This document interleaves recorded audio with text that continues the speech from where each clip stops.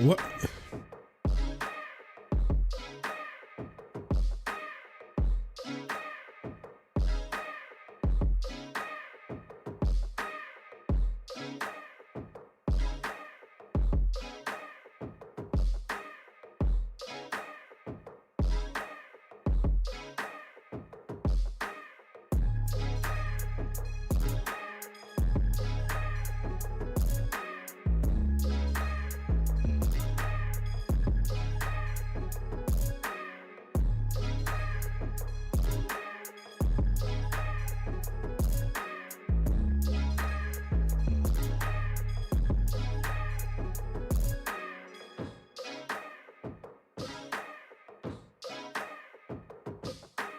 We're going live soon, y'all.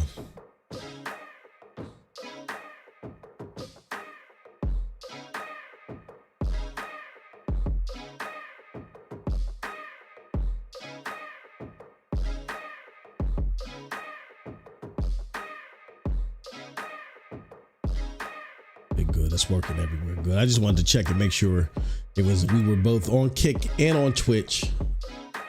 Good stuff. I mean, not kicking Twitch, kicking YouTube. All right. We're done with Twitch. All right, let's get this party started, y'all. What is up, everybody? What is up, everybody? What is up, everybody? I feel a lot better. Flonase does wonders. It's your boy MM2K, and this is NRO Podcast. I mean, no. This is not NRO Podcast. This is Jesus, what am I talking about? NRO Podcast. This is NRO Mic Check. And why is Cold Blood Sensei sitting there in the smack dead middle of my? Hold on one second. I think I know why. I gotta fix that. Hold on. Let me fix this. Don't let me. There we go. Okay. Huh? Guess it's not gonna let me. What? What is going on here? Twitch chat. Okay, that's not it. What is going on here? We're having technical difficulties already. I love you, Cold Blood. We're gonna get you the hell off my screen here. Why is Cold Blood sitting in the smack dead middle of my damn stream?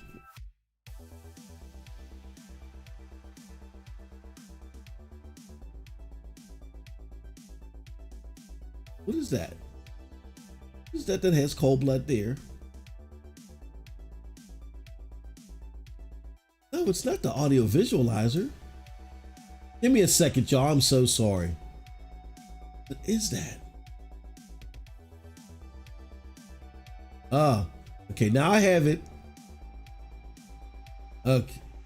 Jesus. All right. Holy cow. Okay, everybody. It's your boy MM2K back again with another episode of NRO Podcast. And we're doing NRO Mic Check. This is my solo joint, where we talk about the latest and greatest in video gaming news. And boy, oh boy, do we have a doozy for you today. He says, was not supposed to be there. Was you supposed to be there for NRO Mic Check? Oh, no, we weren't doing an NRO podcast.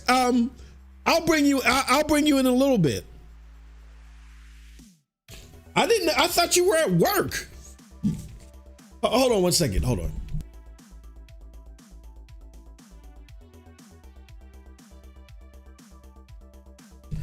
Cold Blood, let me go through my monologue and then I'll bring you in. Yeah, this is Mic Check. This is normally when I do the solo thing. I thought your ass was at work.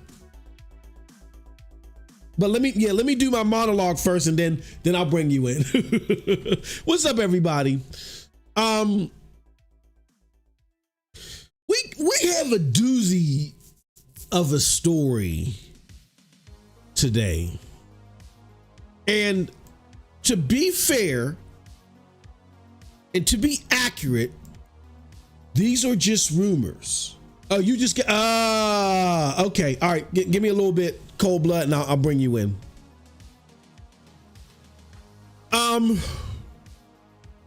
We don't know how true this is. It's not etched in stone, even though many people close to Xbox has said, look, we're hearing from boots on the ground, this is happening. So I'm like 80% there that I believe that this stuff is going to happen. That's what I believe. But to be fair to anything that we talk about today, until something happens, until information is released, and we're going to be keeping a close eye on Twitter and the likes, we are going to be looking and seeing if anybody drops anything that can validate this information. Until then, this is all speculative. But we have a very interesting story today because Xbox seems to be going the way of the third party. If this is true, and this is happening in the chronological order that is being expressed, this is something that we've been telling you was likely going to happen with the platform. We've been beating that drum. We've been evolving to this point, and we've come here. We've been telling you this for years, that what you've been hearing from PR, which you've been even hearing from Phil, was not going to be the end state of Xbox. And if these rumors are true, we already told you so many times that this was going to be the end state of Xbox. We were labeled haters. We were called a bunch of things. I've been told to my face that I want to placate to the PlayStation community. Cold blood, I can't wait to get him in here because that's comical. I've lost friends over this. Like, people didn't want to be my friend anymore. They didn't want to play Legos with MM2K. They want to play Legos with Vass. My hip hop heads know that reference. They don't want to play. They want to play Legos with Vass. They didn't want to play Legos with MM2K anymore. I've lost friends over this stuff. People that I've podcasted with. All because they were wishing on a star. But I was digging into the facts. That's what I do. That's all I know how to do. That's how I keep my lights on. That's how I feed my family. All I know how to do is dig into the facts, tell you what's happening. I don't know how to sugarcoat.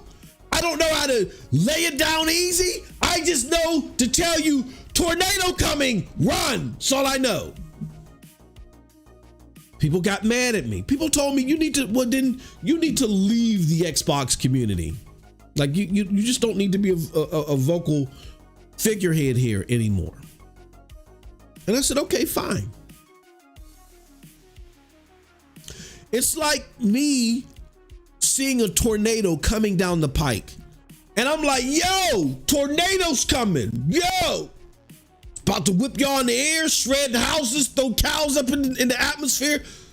Look, man, we're having Sunday brunch, bro. Kids is playing hopscotch in the back. I got the football game on, little tube in the lounge. We don't want to hear this trash, man. We trying to have a good time. Get out of here, bro. Get out of here. There's only so long under that scenario that you can sit there and say, no, come on, I want to save y'all. Come on, man, stop. No, hit a new route, because you're headed down a route of disappointment. There's only so long you can do that before you just say, up, Godspeed, and you go about your merry way. So that's what I did. Some people may look at what I'm about to say and say, oh, this is all contradictory. Where was this foresight when it came to Google and Stadia? Two totally different scenarios, or two totally different situations. First and foremost, Google didn't have lineage in cloud. I mean, they didn't have lineage in gaming, period. So Google they were trying to introduce or getting in the realm of something new that was never tried before, like a platform / cloud gaming thing. And they were trying to do it in a spectrum that had never been done. So there wasn't a blueprint for success already for you to say, look, all you got to do is revert to this and this solves the problem.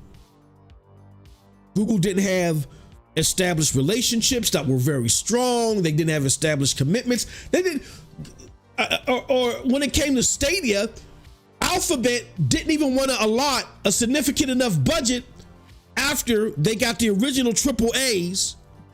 They and they ran into problems in 2020. They didn't want to allocate a budget to keep sustaining those AAAs. Unlike a Microsoft where Satya Nadella was writing billion-dollar checks to absorb companies. That was way out of realm for Google and Alphabet. They wrote a sizable check for the load change porting and to Stadia to go try to fix its porting issues. But that pales in comparison to what Microsoft had. And again, our enthusiasm for Stadia was not only as a platform, but as a driver of innovative tech that was going to move gaming forward. And that's still a long shot. Microsoft and Xbox gaming has already been established. They are the only console to go toe-to-toe with the mighty PlayStation and bring them to the brink of bankruptcy. The only company to ever do that. Now, it was only for one generation, but they're the only company to ever. They already had the blueprint. Two totally different scenarios. I've been researching Microsoft for years. I wrote a term paper on them when I was in college, but my teacher gave me an F on it, not because it was wrong. I've told this story 1,000 times, but he gave me an F because I was actually agreeing with Microsoft, and he sat me down and he said, look, son, this shit that Microsoft's doing is greedy. And it's going to cause a bunch of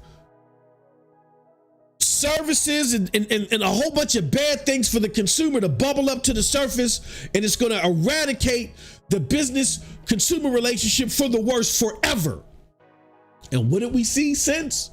We've seen Microsoft inspire takeovers and acquisitions, and not just, this is beyond ABK. This was being done decades ago. And now that's Microsoft's actions have become the norm of the industry. Do you know? You probably don't know because you're not old enough to know this. I was at my first Fortune 500 job when all this was happening. Do you know that most of the regulatory stuff that is happening now, as far as companies not being allowed to do this and do that, was spearheaded by Microsoft? Microsoft was supposed to be broken up into two companies. Did you know that? They were supposed to be broken up into two companies. They felt like that what they was doing was so egregious and it was too much power under them. And that never persisted because the judge that was presiding over that, he had issues and Microsoft was able to skate around that. Now, again, this is not, I'm not anti-Microsoft. I don't like a lot of things that they have inspired or done, but I'm not anti-Microsoft at all. I'm a businessman. I could look at certain business moves and respect people's quote unquote business gangster. But what I'm telling you is I had a boatload of research, of precedent, of experts and so forth that foretold a lot of these rumors that people wanted to ignore. Very understandable how you would think that this time around, despite Google's past, they're going to stick by this one. Hell, even Ron Armedia, Ars Technica, not my favorite reporter, even he commented when Stadia died that it was a result of people not trusting, not because they had some nefarious plan behind the scenes and they didn't want to keep Stadia.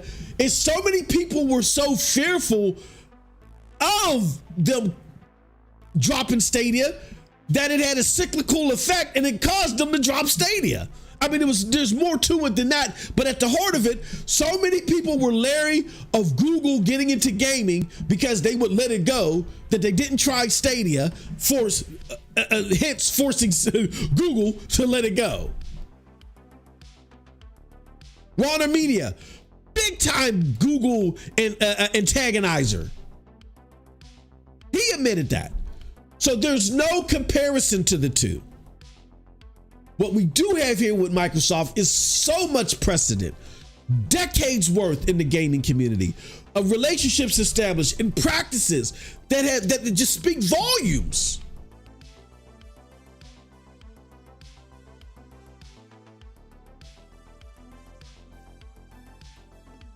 We're gonna get into all that, and then I'm gonna bring Cold Blood on for him to give his 2 cents on this. I'm just checking social media to see what people are saying. We also have a show that we did earlier today, where we're gonna start doing this like daily, where we're gonna go into look at what's happening on social media before we do our show.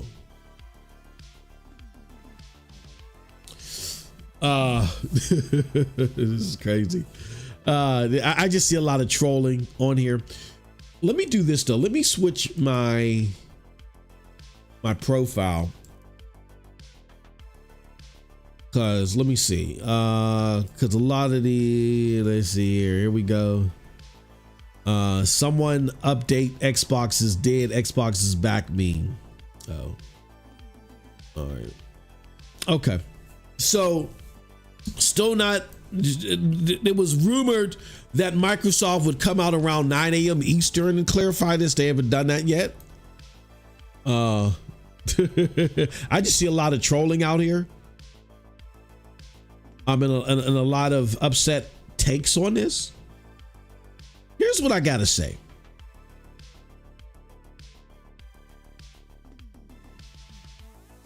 There has to come a point to where, opposed to holding a flag,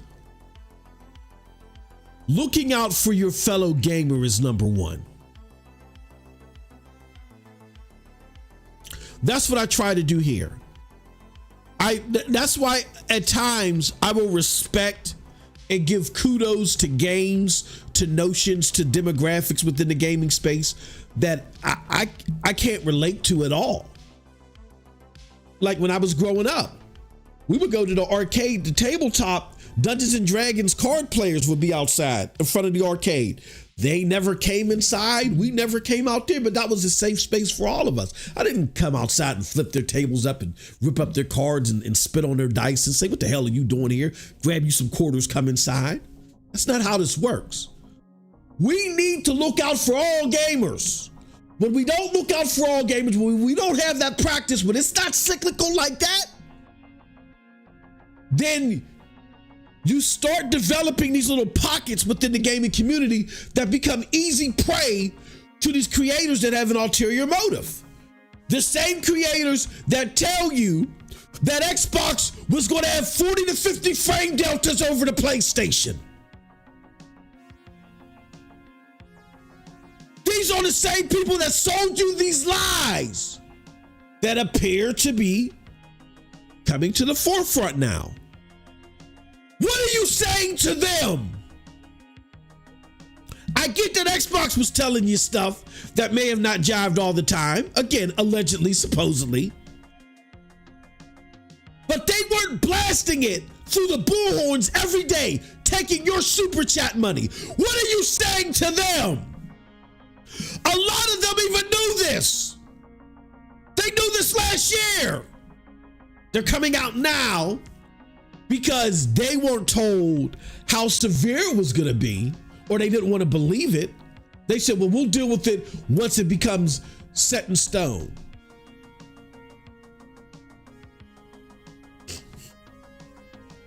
What are you saying to them? I get you want to jump on Sarah Bond's case, even though she had nothing to do with the trajectory this thing was going on. Before we even knew who the hell a Sarah Bond was, MM2K was telling you, forecasting this on his channel years ago. Where the hell were you at then? You can't blame this on Sarah. I tried warning you about these creators. And maybe you hating. And maybe you want to get in good with the PlayStation people. And maybe you're making that up. Like I said, it's all alleged, it's all rumor, it's all speculation right now. But my God, if this stuff becomes true, there should be hell to pay. Consumers have wasted money under certain expectations. They've been told stuff fraudulently from creators who have reaped the benefits of that fraudulent behavior. And y'all want to focus on Sarah Bond?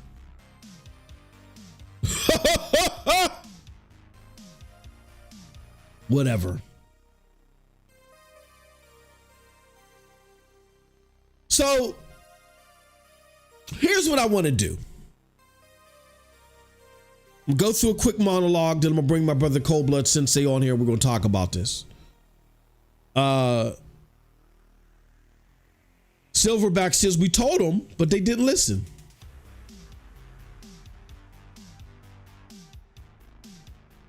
Silverback, you've been here for years, even when we didn't agree. I remember that, and you had some comical stuff, bro. I love your account. You were an original too, like Cold Blood.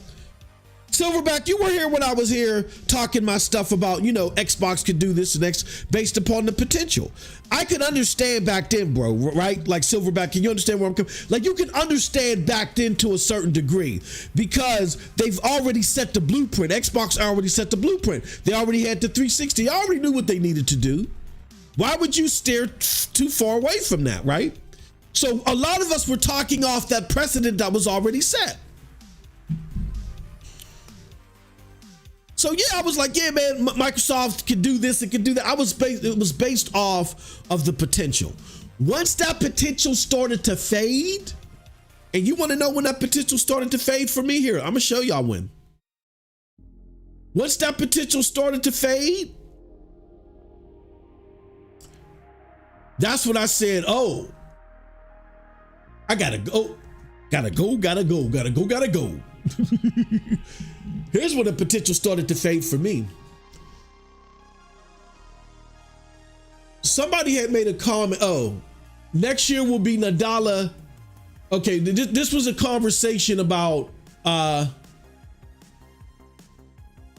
had said this in 2018. I said, ish that makes you go, How come every time we ask what has Phil done during his reign, people want to point out that he had to report to Terry Myerson? But didn't Donnie D have to report to the same person? Actually, Donnie D, I don't think Donnie D reported to Terry Myerson. Well, he did temporarily, I believe, and then he was let go, right? But the point I was trying to make is that everybody was making excuses. Phil can't do this because this, that, and the other. Phil can't do was always an excuse for Phil. So someone was going back and forth with me and they were saying next year will be Nadala itself. It's the issue. Wait till Phil gets in charge of Microsoft whole company. Wait till 2020, Xbox 2 will be the real Phil Spencer machine, et cetera, et cetera. And I said, I don't know about all that. Phil and Satya are on the same page, which I've always argued. Look, Satya said, why should you exist? Phil said, because I think we can make you a lot of money. What can you do with the cloud? I got this idea. What's the cloud subscription service? And that's how Game Pass was formed.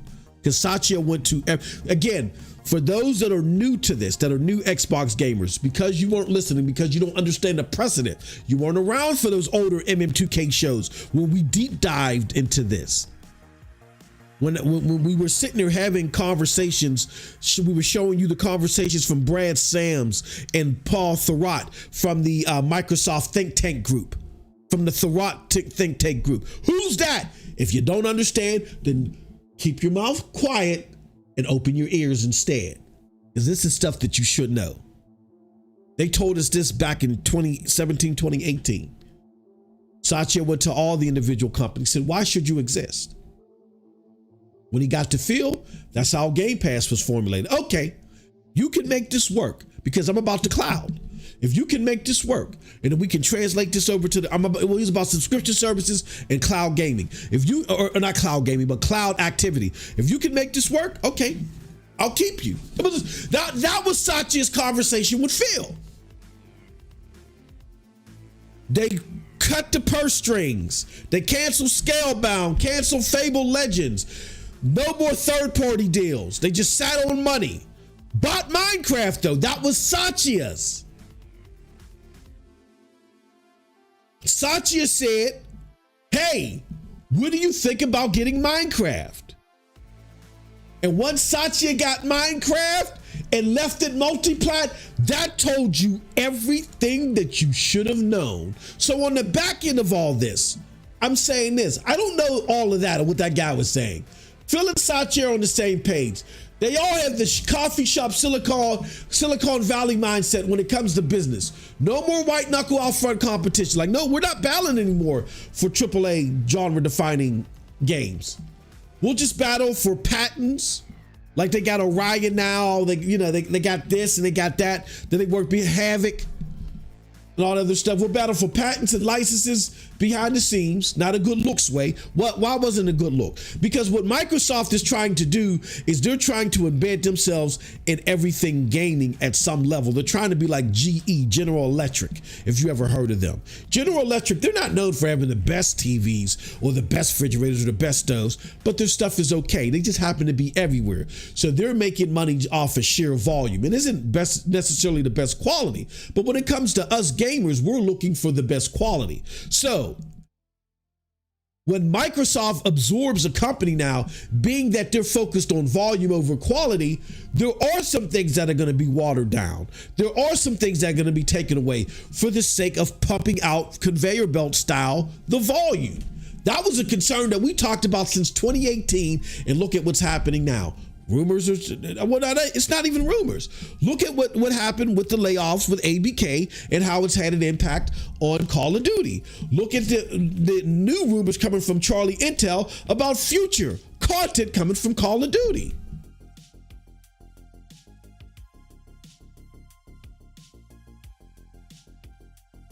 Hellblade 2.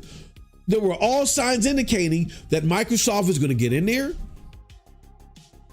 and make this a bigger game, expand on the small slice that the first Hellblade was, and Hellblade 2 would be a bigger scale, better looking. That's not happening. Indiana Jones, as cool as people may think that is for some of the cutscenes, you could just look at the gameplay and tell that it's running off of old what do you call that? Wolfenstein, not really polished, or not current gen, a last gen Wolfenstein palette rather. Avowed. Come on. This is not AAA genre defining stuff. This is using people that have AAA genre defining capabilities and having them pumping out a bunch of AA content. That is not what the community at mass was looking for them to do. Now, don't get me wrong. I know there's a bunch of gamers that just want to run through games. They don't, don't play fizzle, chisel, tizzle, popper, and they're happy with that. But there is a huge slice of the gaming populace that wants those big ticket AAA genre defining games. And when we see Microsoft, Microsoft can do what they want to do with their own resources. But when they're gobbling up AAA genre defining resources and reducing them down, it appears, to AA resources, that's leaving less for the AAA genre defining space. And people can talk all they want about, PlayStation, they can't survive the third party. I mean, they can't survive the AAA space. It's not sustainable. Can I show you guys something? Hold on, let me show you guys something. Oh, what did I do with that? Damn it. Hold on. Hold hold on. Here it goes. I want to show you guys something. According to my brother Tim, who's as close as you're going to get to Xbox from a gamer's perspective, he plays with Phil Spencer. He's riding in a truck, and in a certain area, him and Phil hit each other up. Hey Phil, what you doing? Oh, I'm chilling. Oh, I'm gonna come by and see you. It's like that with them. So I'm not saying he has decision power, but if there's information that's leaking, or if there's anybody that's going to get any information that slithers out, Tim is going to be one of the first people. Game Pass is unsustainable. The market that they have is not enough to offset the cost, which was another deciding factor in this decision. Who's been saying that for the last few years? We've just been crunching the numbers.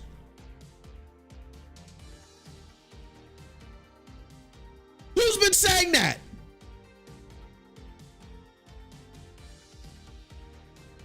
What's up, Dusty Iran? Good to see you. He says, a new Xbox gamer, I haven't heard too much except for Hi-Fi Rush Starfield.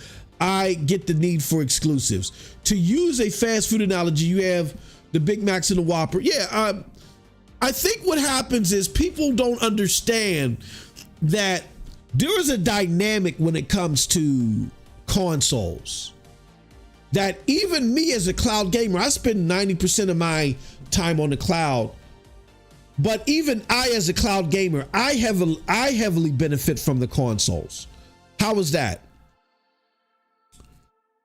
Let me put something up here for y'all. I want to put something up here that I said earlier, because there was a where's my reply at? Because there was my brother Tim had a podcast, or not a podcast, a space. He had a space that he had put out here last night. It was 7 hours, right? And a lot of people were just expressing their disappointment with what was going on with Xbox in this space. And then at some point in time, there was the conversation carried over to, well, exclusives don't matter. That's not why PlayStation is successful. And if you follow my content, again, not knowing the precedent, not being around, I've been gaming for 35 plus years. I understand that is completely false, that exclusives do matter, even if everybody doesn't buy them. It's a cascading effect. What am I talking about? If you haven't been around, if you don't understand, close your mouth and open your ears. Here we go. Jay Barry says, imagine thinking God of War selling over 20 million on PlayStation 4 is a bad thing. Couldn't be me. And I break it down like this to Jay Barry. They don't get it. The AAA exclusive is the premium product, akin to the premium feature on the phone or TV. Even if every PlayStation owner doesn't buy said exclusive, their popularity is an attention draw that speaks to the quality of the product. Peter Moore. Who's Peter Moore? Again, shut your mouth, open your ears. Former Xbox exec that was paramount in the Xbox being the only console that could buck up against PlayStation. Peter Moore understood this. So a lot of you newbies that are in this space, this is why you need to shut your mouth, open your ears. Do some research. Who's Tim Dog? Who's Randolph Thor? Who's this? Shut your mouth, open your ears, listen. Who's Peter Moore? That's how this always worked. Everybody didn't buy the exclusive, but the hardcore gamer that flocks to the exclusive sets the tone for the casuals. Because even though all the casuals is going to do is play Call of Duty and Fortnite, they want to know which box they're going to play it on. For instance, when I go to a store to buy a TV, if I don't know nothing about TVs, I'm going to first do an eye test. I'm going to look and, okay, I like that TV. I'm going to pick out like 3 TVs that I really like, right? And then I'm going to call somebody over. Which TV do you recommend out of these three? Now, why would I do that? I'm already looking at the picture. The picture looks good. Why would I do that? Because there are intricate things about the TV that speak to the quality that really are outside of my scope, but makes me feel like I'm getting the best bang for my buck. Oh, this TV has the Flabber's Ambassador. It is, 29. It is 29 megahertz of the gigahertz. Word? Yeah, these other ones only have 5 of the megahertz. Oh, for real? Oh yeah, give me that one. You don't know what the hell that means. But then, if everybody said, yeah, that one has 29 megahertz. 29 megahertz? What? The other ones only have 5? Yeah. You don't even know what a megahertz. You don't know if that speaks to. You don't know what that means. But psychologically, and this is what Fortune 500 companies do, they know what little chunks to put out there to get you rolling. This is why a lot of research and a lot of psychology is in marketing. Trust me, we've had to take modules and all types of stuff being in a Fortune 500 company to understand your demographic. So when those little nuggets are put out there and the nerds start giving you the nerd terminology, and tell it and give you these things, and then there's all these accolades. Yeah, these 29 megahertz. You don't know what a megahertz is, but all you know is everybody's flocking. All the experts, the people, the people to know that know about this stuff in and out. They're flocking to this because of the 29 megahertz. This is where I'm going to watch my football game at. And you buy said TV. My brother used to be a vice president for an internet company. And then they changed it to a cell phone company, I believe. And one thing he's always told me is like, all these cell phone features, the data shows that the overwhelming majority of people buy these phones because of these features and don't use them. It's just the simple fact that the features are there. So what does that have to do with gaming? When the gamer is trying to decide, where am I going to play Fortnite or Call of Duty on? They look at where the cool kids, where the hardcore gamers are going, where all the talk and all the pizzazz is about. And if everybody is talking PlayStation, because of God of War, this one, that one, PlayStation, that's where they're going. And where is that talk coming from? Because PlayStation has what? The best AAA exclusives. Those AAA exclusives, because they're so big and bad and so colorful and so dynamic and all other stuff, psychologically, they speak to the quality of the product or the service. Peter Moore knew this. That's why they doubled down on it. They were willing to lose $4 billion on this. They were willing to put out a console just to show you how powerful exclusives are. Peter Moore, as the head of Xbox, put out a console with a 60% failure rate. He knew it. He knew it. And what happened? People had to send in their consoles. Microsoft had to pay $2 billion to fix them and send them back, and they still stayed. They still stayed. That's the power of exclusives. Oh no, this Xbox is valuable.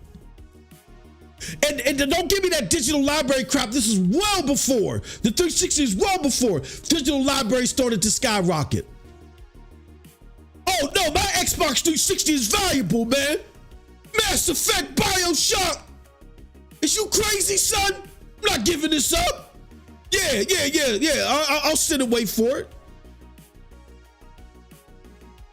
Stop it. Gears? Halo? Oh man, no. I'm not going over to PlayStation. Hell no. They still stayed. That's the power of exclusives.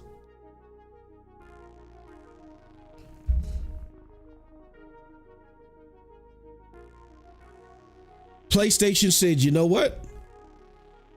And you got to give PlayStation kudos. This is where Microsoft kind of messed up. Microsoft said, we're going to do this Kinect thing. They tried to get too gimmicky because they just assumed that they killed PlayStation. PlayStation still had breath They still had breath in their chest. And PlayStation said, okay, if these Western developed games, if that's the new lick, then that's what we're going to specialize in.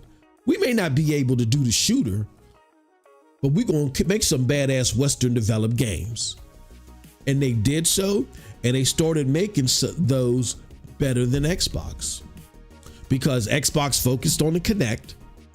That gimmick didn't go well.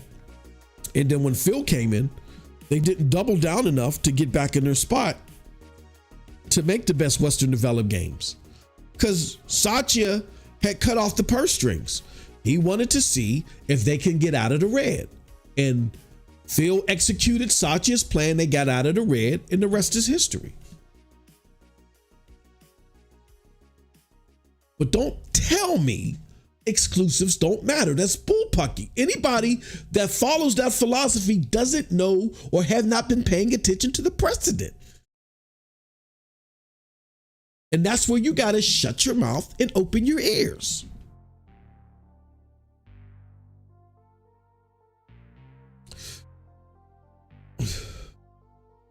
Tristan Barber said the majority of gamers will buy what they're told to buy. Thus has happened since the late 80s. Yeah, they're going to buy what they're told to buy, but what they're quote unquote told to buy is based upon, again, that hardcore gamer. Because like I said, the hardcore gamer represents the cool kid. They're the ones that know how many megawarts is in the TV, right? So if they're all flocking there, that's where they'll go. Also, the cool kid might be the best gamer in your clan. Like for instance, Cold Blood Sensei. Let's just say I'm a casual gamer. I wasn't really checking out Grand Blue Fan. I don't really play that game. All I want to play is Division and maybe some Call of Duty. Cold Blood Sensei's in my clan, right? Because he's in my clan and he's the best gamer, but he's a hardcore gamer, I'm going wherever Cold Blood goes. You see what I mean? And if the hardcore gamers are flocking to product A, they're doing so because of the exclusives. So the exclusives have a cascading effect. They're like bait. The exclusives are bait. Or think about it like this. When you go to a store and you're looking for grass-fed beef, right? You want that grass-fed beef because you know that's the best cut of meat that's out there, right? The most healthiest and, organic or whatever. Hasn't been fed steroids and antibiotics and all that stuff, right? Supposedly. You don't want the grass. You just want to know, you want the best from the grass-fed beef, grass-fed cow. You don't want the actual grass. The grass is for the cow. You just want to follow the select cut of meat. You can kind of correlate that to what happens in gaming. Gamers don't care about the exclusives at mass. That's why you'll have 150 million consoles out there, and at best the PlayStation exclusive might sell like 20 million. That's not even half, right? But it has the cascading effect. And for every hardcore gamer, there's an attachment that they have. Like for instance, when it comes to TVs, I'm big on TVs. My cousin calls me all the time. Yo, Buzzo, I got TV such and such, such and such. Somebody's trying to get a TV. What TV do you recommend? I'll go into my nerd talk. Oh yeah, this, and they're like, oh, okay. Oh, the TCL so. Okay, all right, thank you. The LG C3. Okay, all right, okay. He don't want all that nerdistry. He just wants to know what I'm selecting because I represent someone in the serious know. So when it comes to gaming and people trying to figure out, well, where do I want to play Call of Duty? Where do I want to play Fortnite? Where do I want to play Apex? I want to play where my friends are going to be at. And if my friends are if I got a friend that's a hardcore gamer and he's the best one in our clan, I gotta go where that dude goes. Or where's everybody going to buy their console? What next gen? Oh, everybody's getting a PlayStation. Why are these? And this is where the first 3 years of a generation are key, and why the hardcore gamer sets the tone. The first 3 years are key because the first 3 years represent. Because it's the hardcore gamers, those first 3 years that are buying consoles, not casual gamers. It's the hardcore gamer that are buying the consoles. So you got to tantalize the hardcore gamer with AAA games.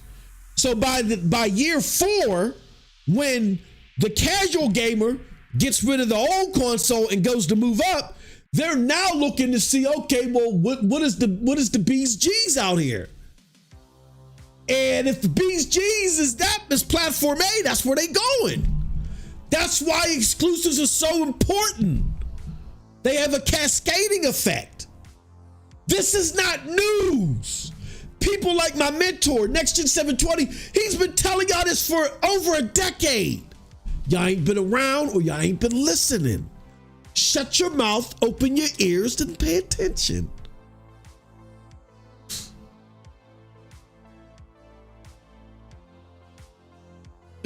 Devil Shooter says exclusives been there. Go PC.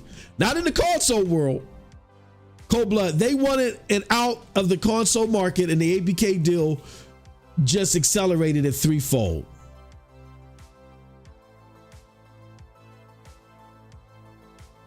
Geek the Snake said, why you yelling? Deep Blue Sea, you ain't seen my movies? He says, the Geek the Snake says Nintendo has the best AAA exclusives. I mean, that's subjective, but I'm not going to argue with that because look at how crazy they sell.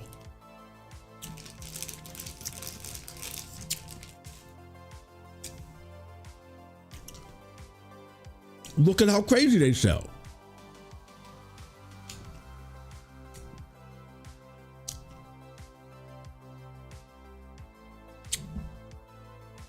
Geek to Sneak says they are the only ones with exclusives. No, Geek, we can't.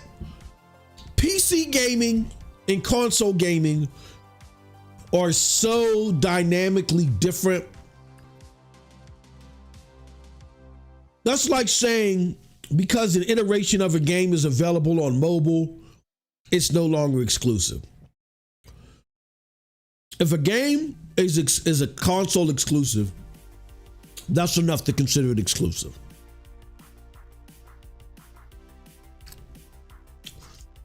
PC gaming is so damn rigorous. And don't get me wrong, I love PC gaming. But the average console gamer, and Devil Shooter knows this too, the average console gamer is not going to prevail with PC gaming. That's why this is such a big issue. Because really, you can solve all your problems with getting a PC. Who has the money to do that? Right? And if you don't have the money to get I'm telling you, if you don't have $2,000 to get a 4090 and whatever it costs to get the best CPU, get all that, load up on RAM, SD drives and all that other stuff, or M.2 drives, you're going to find yourself upgrading all the time, which is a pain in the ass. Because, for instance, Far Cry 6, when I bought the game, I could play it 4K 60, medium settings, not a problem.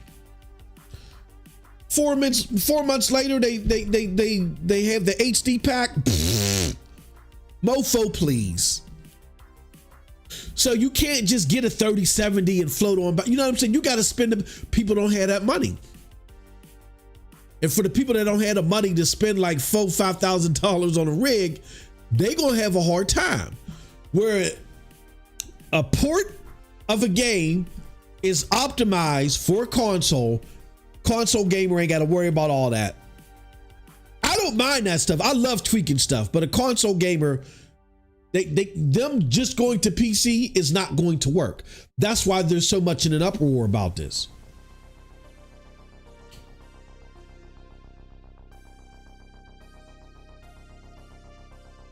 That's why they are so much in an uproar about this.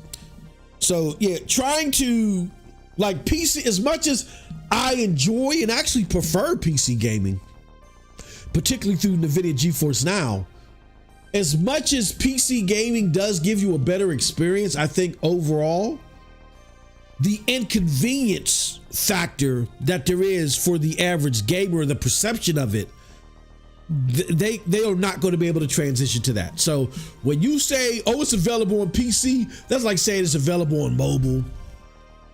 It's available on VR. You know what I'm saying? Like, nah, puppy fam. It just doesn't jive like that. Yeah, it's a console exclusive. It's exclusive. That's all that matters. You know what I'm saying?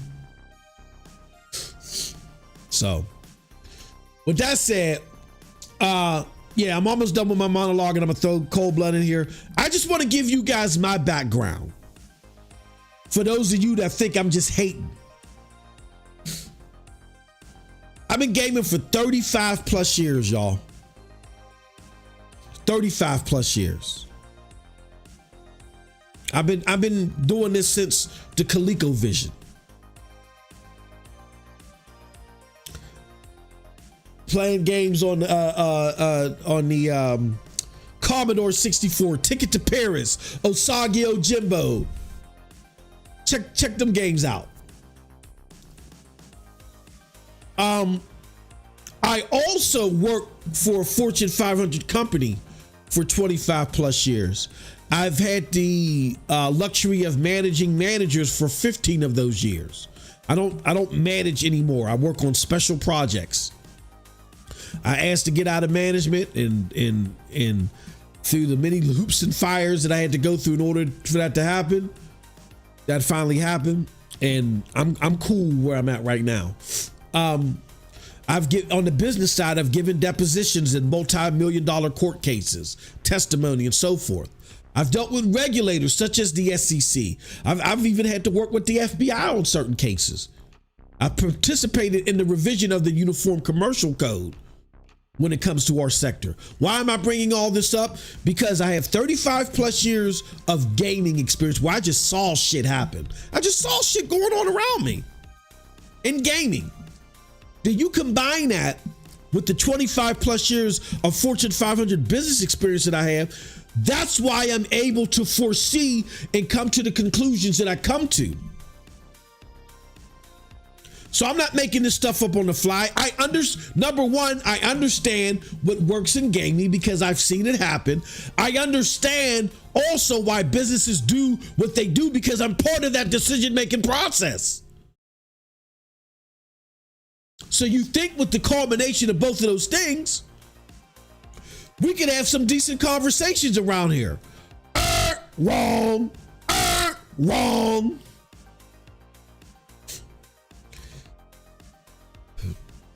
How was I able to particularly predict this? Well, again, I don't want to use the word predict because foresee the possibility or forecast. How was I able to forecast what these rumors are spelling out? Because again, we got to be 100% fair here. Accuracy is important. We don't know 100% yet because these are rumors. There are a lot of people that are coming out here, a lot of people that I trust and have validated what they've said to me at this level before that I can vouch for, that are saying this is going to happen. Maybe it is. Maybe it's in the pipe work. Maybe all this backlash changes stuff. These are rumors. All right. So let's be fair there. These are rumors. These are not etched in stone yet. But how did I forecast something very similar to what these rumors are stating Microsoft might do? Number one, I use my 35 years of gaming and my business sense to evaluate the things that Phil Spencer was saying and doing. Some of the things that I noticed. Phil Spencer acted too gingerly towards competition. I tried to show you guys something earlier and I didn't follow through on it. Let me do this. Let me follow through on it now. Let me see if I can find it. No, okay, hold on. Let me do something, y'all, because that was my fault.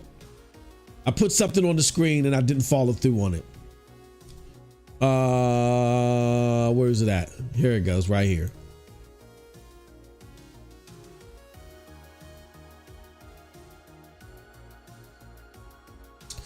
All right, so let's do this. I want to do this mine. Let's put this here.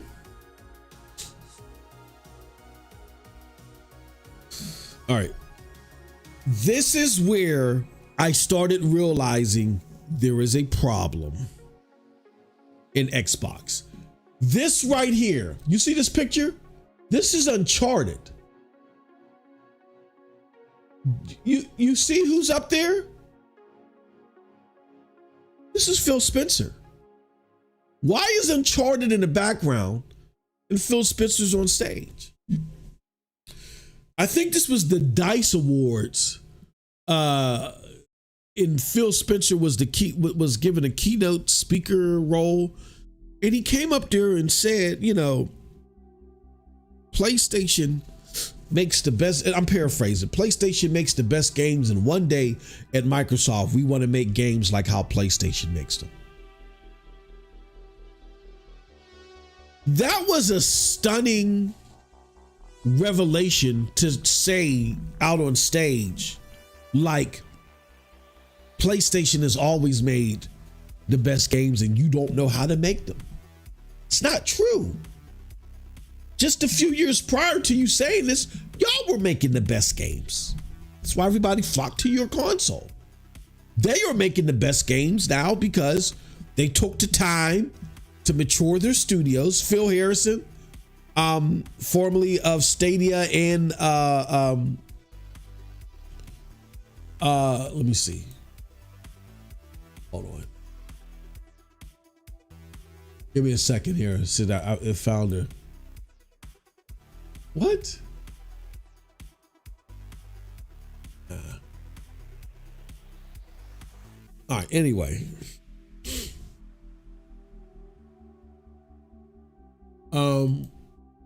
Phil Harrison talked about how they had to mature Naughty Dog after they got him from Universal to get them in the spot to make Uncharted. To me, that wasn't a stunning omission. That was just a stunning revelation that he would go out there and say that. I had a lot to say about this. That's when I knew something was awry with Phil Spencer. He was not like the other Xbox division heads. Like something is going on. Like that whole conversation with Satya, where Satya was on the verge of letting them go because a lot of the investors wanted them to sell off the Xbox business. Something's going on to where Satya conceded and said, I'll let y'all stay around, but it's under these pretenses. And I knew, again, using the norms of gaming and then using the spidey senses that I have as a business person, I knew something was amiss. He was too appraising of the competition. Why? A lot of promises were also being held or made on the gaming realm, you know what I'm saying, to us that were like, hold on, where's the competitive nature of all this? Are you conceding? Are you guys going to now try to be kumbaya with PlayStation? These were concerns back in 2018. Y'all don't know this because y'all don't know the precedent. A lot of y'all too new. These were concerns back in 2018. There were grumblings and rumblings back then that Xbox might be putting games elsewhere back then.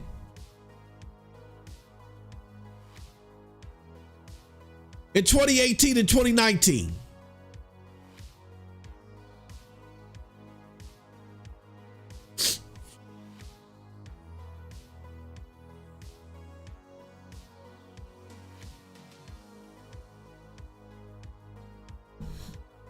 So with that said, they were like, what's going on? Then you got to remember, fast forward a little bit, Satya Nadella signing that agreement for Xbox to, or not Xbox, but Microsoft, an agreement to look into, I forgot, just to look into the Xbox using the Azure servers, which it doesn't look like happened for their cloud servers. They went elsewhere. But amidst all that, Phil realized, oh man, our base are these console gamers. We cannot let go of this base yet. So things were being said to keep y'all at bay. Things were just said ambiguously to keep y'all at bay. And there just wasn't no true commitment to AAA gaming. None. Some things were said here and there, but there was never any follow through.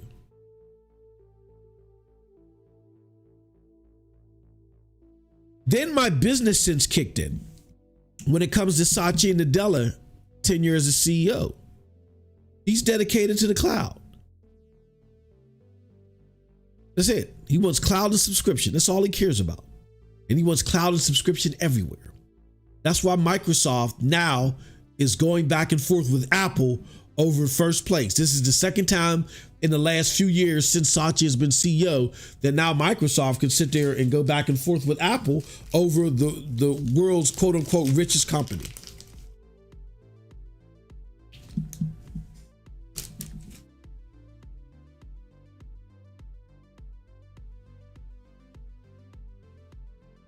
Plus, under Satya, the handling of AAA development, the purse strings being snatched up, Phil being moved under Terry Myerson to make sure that he don't spend nothing, the canceling of games,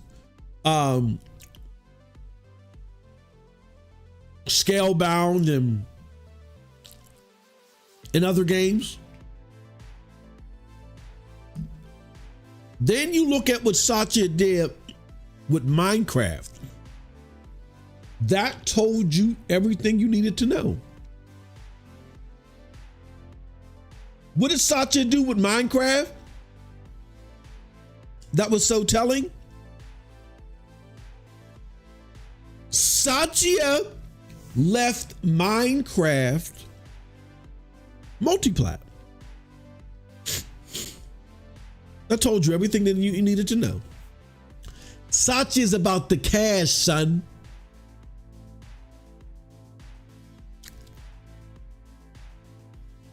And then lastly, the thing said to investors. Maybe Phil wasn't going to come out because it was Phil's job to keep everybody at bay. And now it's going to be Sarah Barnes' job because Phil don't want to do it. Phil's just going to deal with the business side. I think Phil is tired of all this, really. Oh, he want to be up there in the food chain. He want to get his nice, sweet checks. But the constant interaction with y'all, he's done with it. He's giving it to Sarah Barnes. All y'all Xbox zealots, y'all deal with Sarah. Sarah can handle y'all, right? Phil even admitted in court that he'd rather just deal with mobile because there isn't all this in mobile.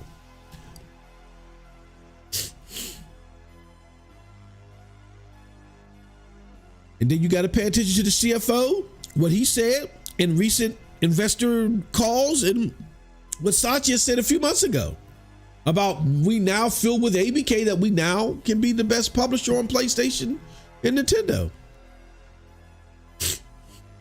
Remember all the content liars that told you, oh no, they're just talking about ABK. Remember all those liars? All of you that got darts pointed at Sarah Barnes, where are your darts pointed at them? Stop being cowards.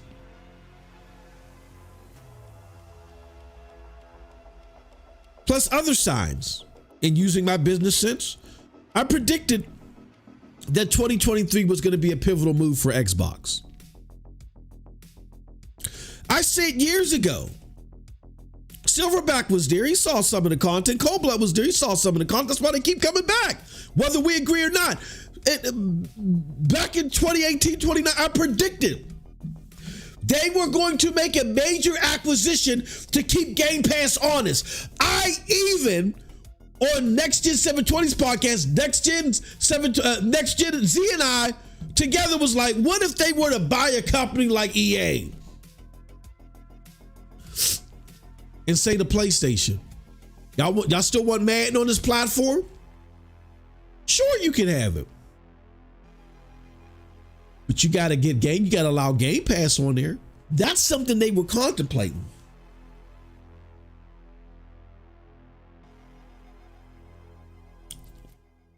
Something they would have done too. Because Satya's about the money. Phil kept convincing Satya, you know what?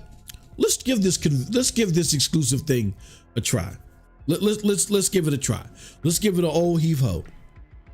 We make some major acquisitions.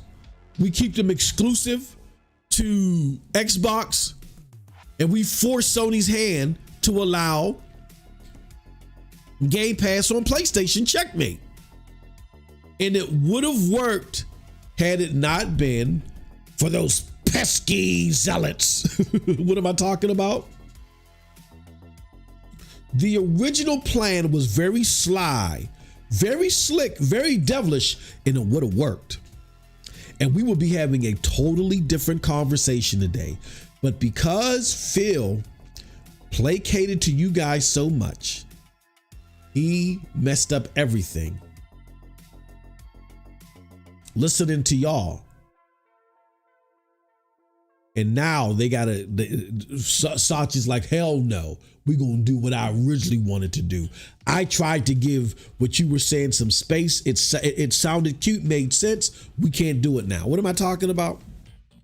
It started with Bethesda.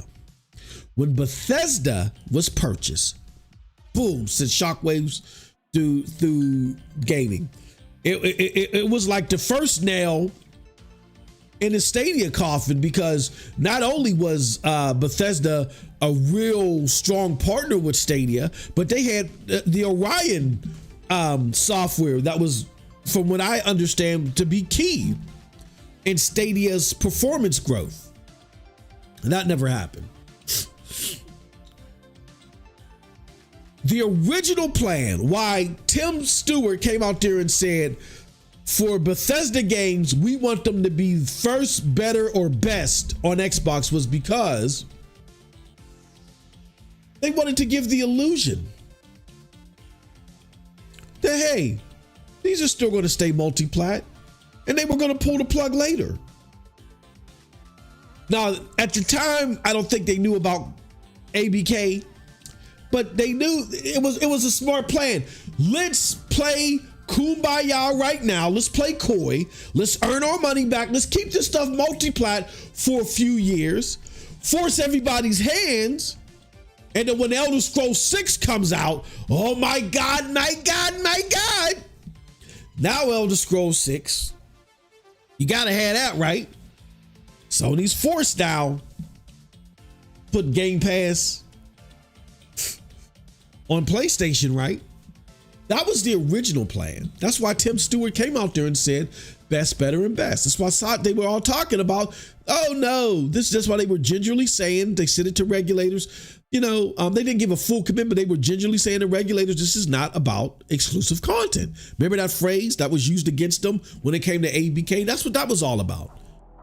Phil Spencer had other plans. He was reading Twitter. Saw y'all going ape shit. Oh my God, why would you do this? And then once the deal closed, they then changed their minds to where they were going to keep the Bethesda stuff exclusive. That sent shockwaves to everybody. Tim Stewart, Bethesda themselves, Todd Howard and company. They weren't expecting that. Phil was placating to the fan base on Twitter. But fast forward to ABK, that came back to bite them in the ass. Why? Because Google, who was heavily struck by that Bethesda deal, was able to cry to all the regulators and say, Look what they did to us. And look what the monopoly they're trying to create in cloud gaming. And all of the major regulators, the ones that decided to favor the deal, they all said, you know what, you're right. Now, EU was willing to work hand in hand with Microsoft for the concessions to be made up front in order for them to move forward. But those concessions had to be made because even EU said, you know what? You're right. This is a problem. This deal can't go through as proposed. It's just that the deal wasn't good enough for FTC and it wasn't good enough for the CMA. They partnered with the wrong people. If they would have partnered with the CMA and devised it the way the CMA wanted them to do it, they probably would have had better luck up front. But because they had to have that back and forth, it caused them to have to guarantee Call of Duty as multiplat for 10 years. Call of Duty is the biggest pull for this whole deal. Now you got to give it up for 10 years. Phil's original email to Jim Ryan, they were only going to guarantee ABK in totality for 4 years. Now you got to guarantee Call of Duty for 10 years? And then the double whammy on top of that, because of what happened with Bethesda, because companies like Google was able to cry and as they should have, I'm not making fun of them, as they should have, to the regulators. Look at what they did with Bethesda. That's where it really decentralized the exclusivity. To move away from it. Why?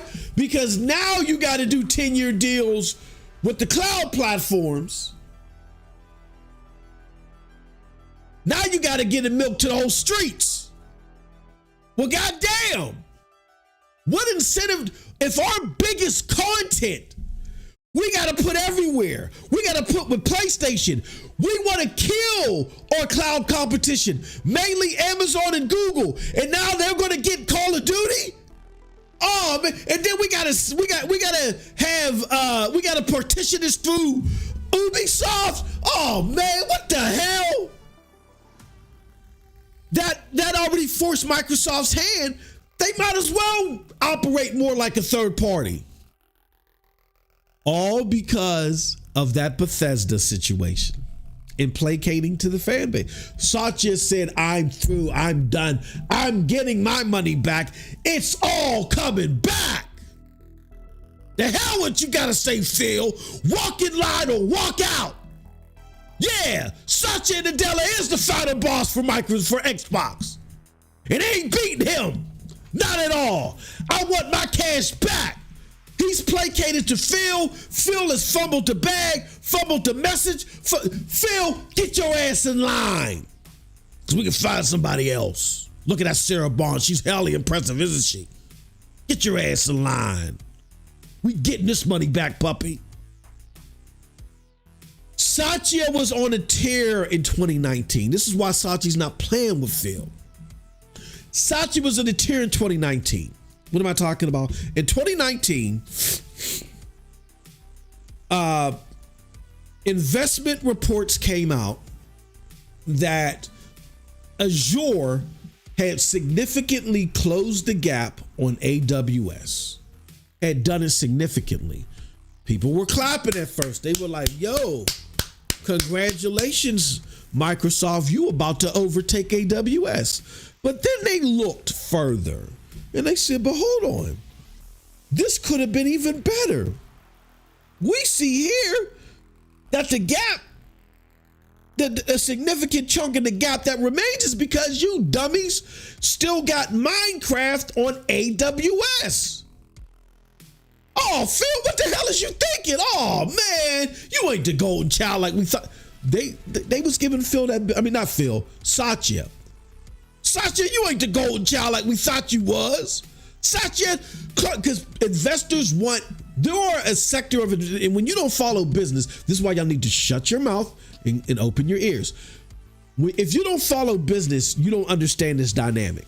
There is a group of investors that are just sitting there biting their nails, waiting for the moment for Microsoft to Azure to take over AWS. They are rabid about this. And they were singing the praises of Satya.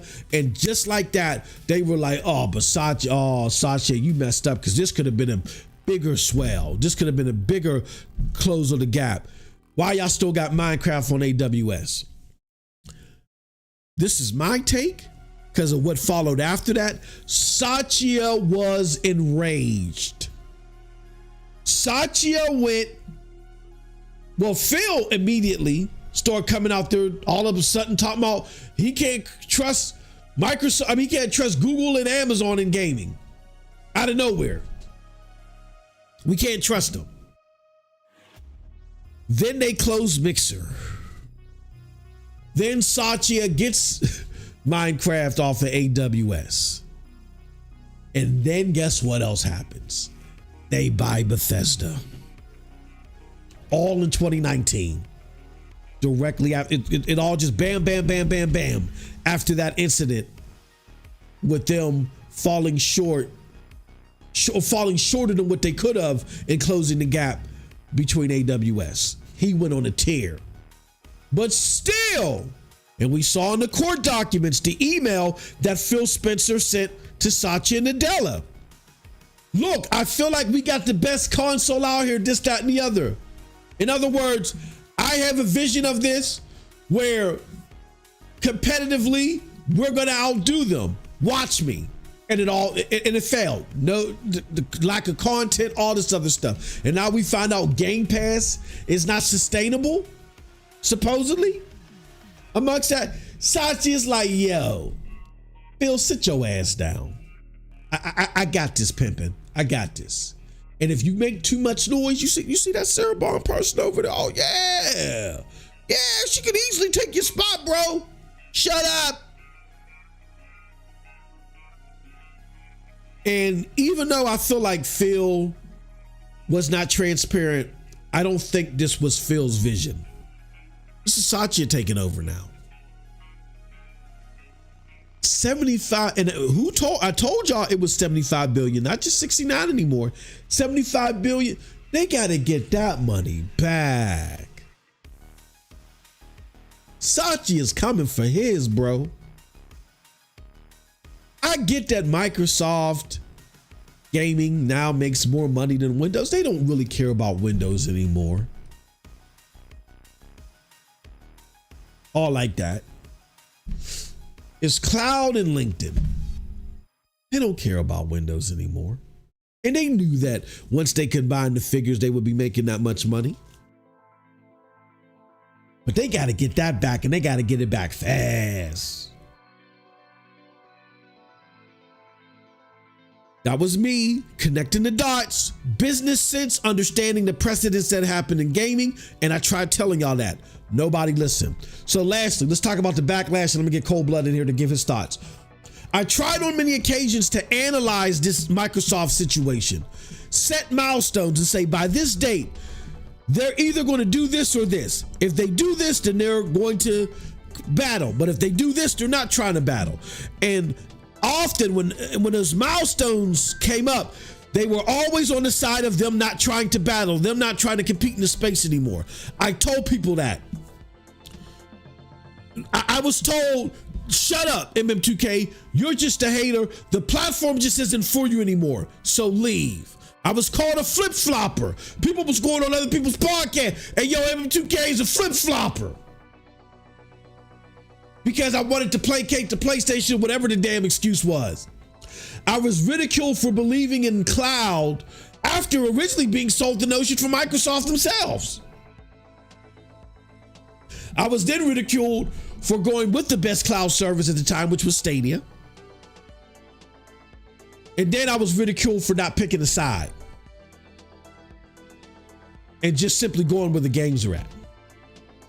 All while you were being lied to by these content creators in Xbox. So what is the best foot forward for you if these rumors are true. Again, we got to be fair. These rumors may not be true. Number one, you got to change who you listen to. I tried telling you, you didn't want to listen. I don't just listen to people that preach to the choir of my beliefs. My favorite podcast is Rebel FM. I don't believe in the gaming philosophy on things, but they always share facts. If you want to understand what's going on and why things are happening and not be so surprised by this, then you need to listen to facts. You need to attach yourself to facts, not preaching to the choir stuff. These content creators have been lying to you. Now that their asses are busted, now are they coming out and saying, oh, this was the case, that was the case, this is what's happening, that's what's happening. Do you want to be informed or do you want to belong? I want to be informed. If you want to be informed, this is the place to come. All of this stuff that's being rumored right now, if it becomes true, was forecasted here years ago. This is the place you want to come. Don't let them try to sucker punch you with, oh, but he went with Stadia. Again, I am a tech enthusiast. Stadia was proposing the best technical sound solution in enhancing how we interact with games, how games were going to be created. It was the best at delivering that. Even post-mortem, you had people like Linus Tech Tips and whoever. Oh yeah, people were really saying that now after the fact.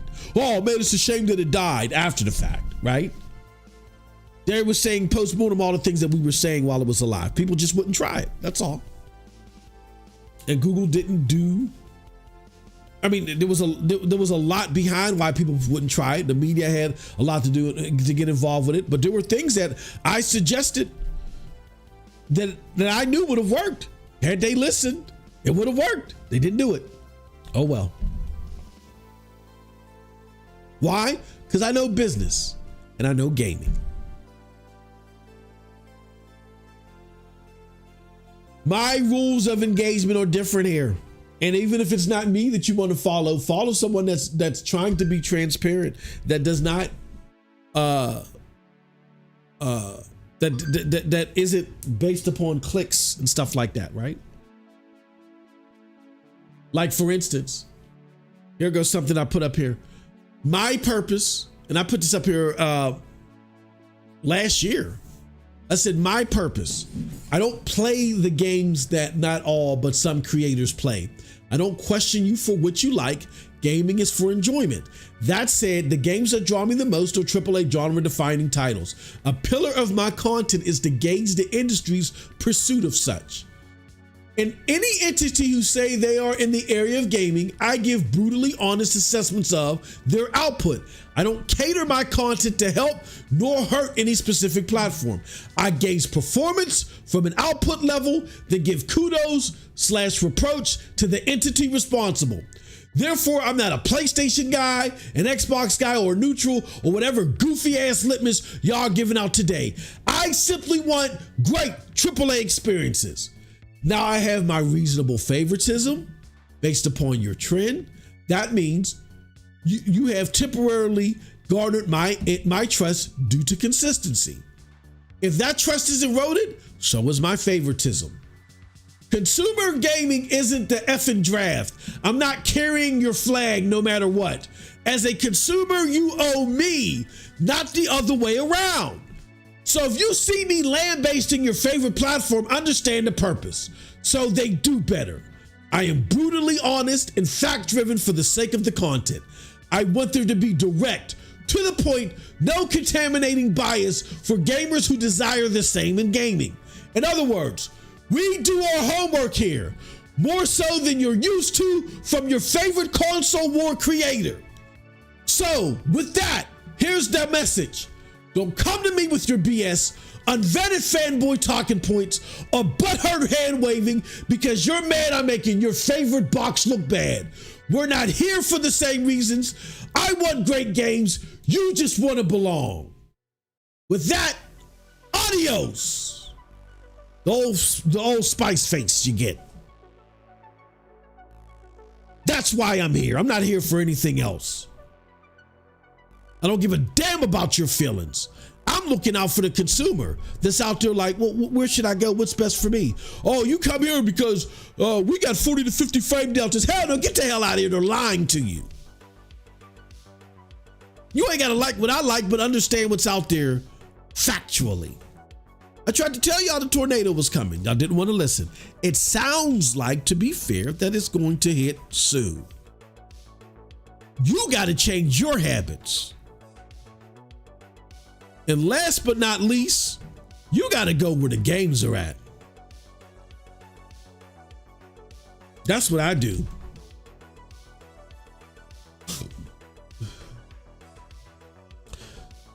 Here's my suggestion. If you're a console gamer, an Xbox console gamer, and you're dismayed by all this, and you're like, you know what? Xbox has disappointed me. I'm going to go elsewhere. This is my suggestion for you to get the biggest bang for your buck in gaming. I put here, if this is all true, I think the best route for Xbox console gamers upset by this is GeForce Now. You still get access to PC Game Pass and multi-plat, and then you could bump down your Xbox Ultimate subscription to just $10. Get a PlayStation 5 digital. You get access to PlayStation 5 exclusives and multi-plat, not on GFN. And it's just sorry to say, just trade your Xbox in for a PlayStation 5. Why do you need it? The Xbox games are everywhere. The PlayStation games aren't everywhere. Add GFN and get access to it all. That's your best bet. With that said, I am now shutting up.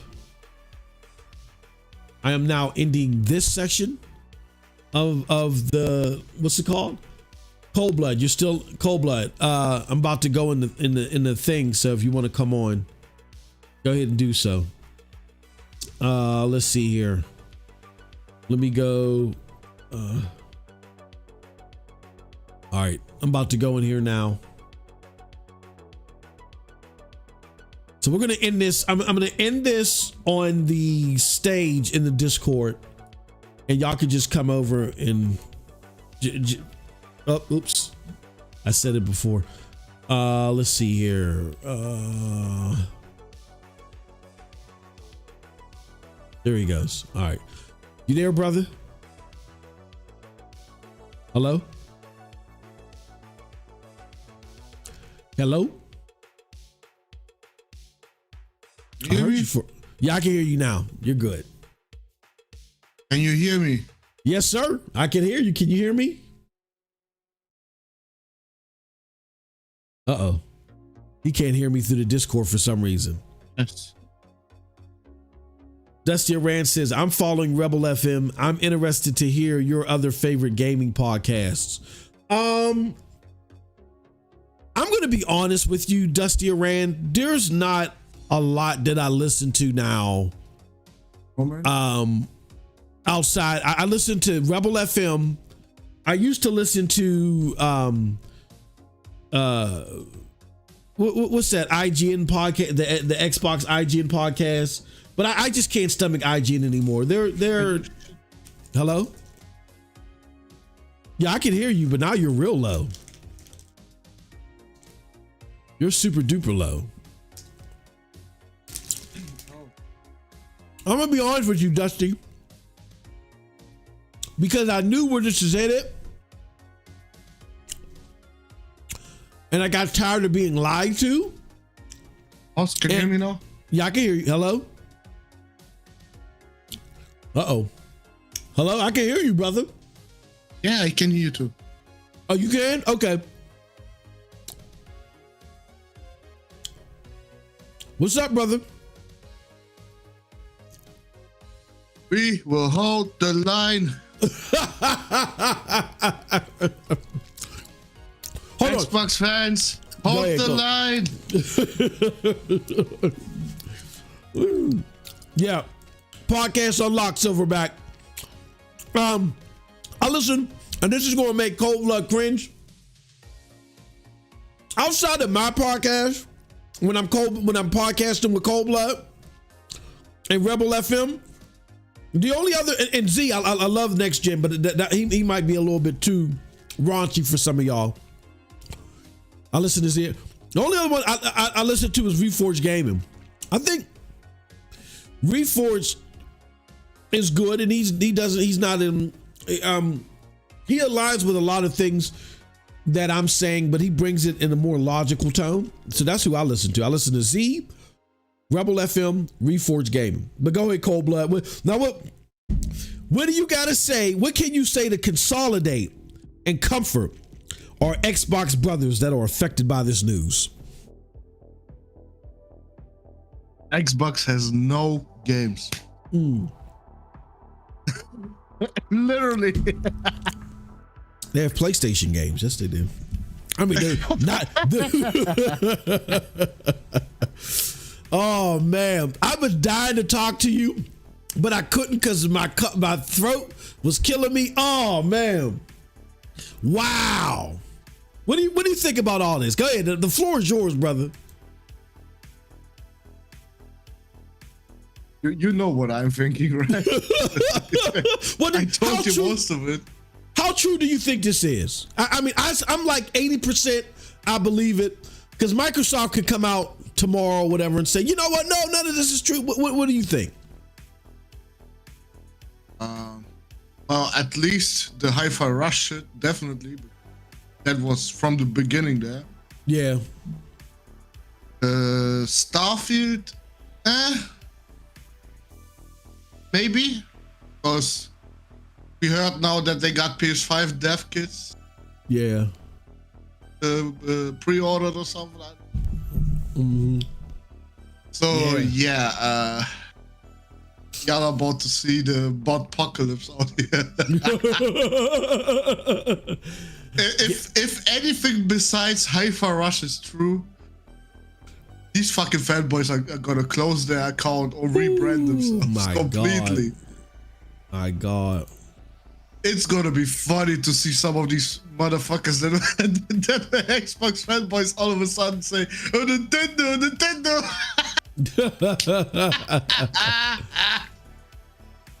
Oh my God, I can't wait for this one.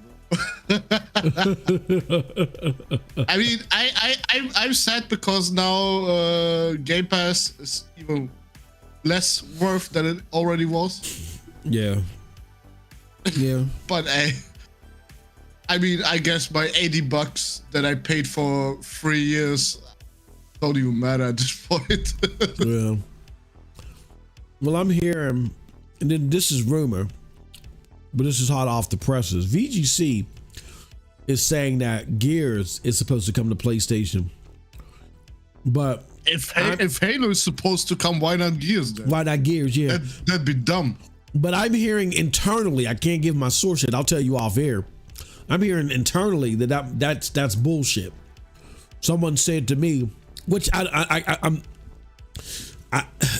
not saying this is the most valid source. Wait, didn't they always hype up the damn remake of Gears? Who, VGC? No, I mean the boss. Oh yeah. Well, wouldn't that be the perfect opportunity to release it on other platforms? I'm not going to say that this person pushing back on the VGC report, I can put a lot of weight behind, but I'm just letting you know that it's out there. They're claiming that this report is bullshit. We'll see. I don't know. I'm like, if VGC is reporting on it, because VGC is pro Xbox. They're very pro Xbox. VGC has fucked up some stuff in the past, but I doubt that they would fuck up something like this for Xbox. They are very pro Xbox. I don't know. Oh shit! Get Timmy in here. Oh, he ain't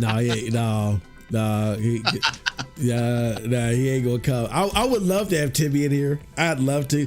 I think he's exhausted. Just Bro, after 8 hours of spaces, I would be exhausted too. Bruh. And man, you talk about look, all you motherfucking all you out there that say I make soul content, you got 7 hours of it. Get to work. I don't want to hear no shit about PlayStation fanboy. Get to work. You got 7 hours of pure idolized Morton salt to start chipping away at. I don't want to hear that trash. And about 4 hours of this bullshit stream from Boomstick and everything. Exactly. Oh my gosh. D Batch had a space. Really, they got more than they probably got like 10. Remember D Batch had a space and Jeff Keighley and everybody was in there. Yoshida was in there in D Batch's space.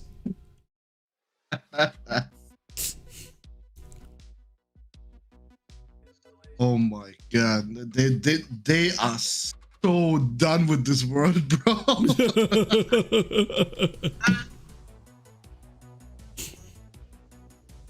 Now there's more people saying that hold on. Now it's rumors that Phil Spencer might be stepping down soon too. Well, after the end of the year, could happen. Yeah, it could happen. Oh, they are. I mean, he's as redundant as it gets, right? I mean, what the fuck is he doing now? He's like, yeah, he's head of, I don't know. He's head of gaming.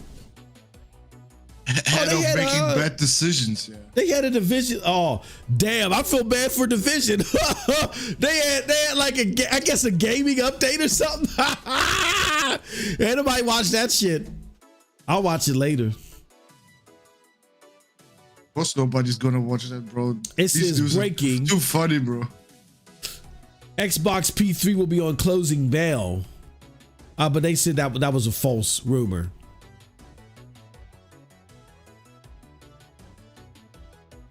Oh man.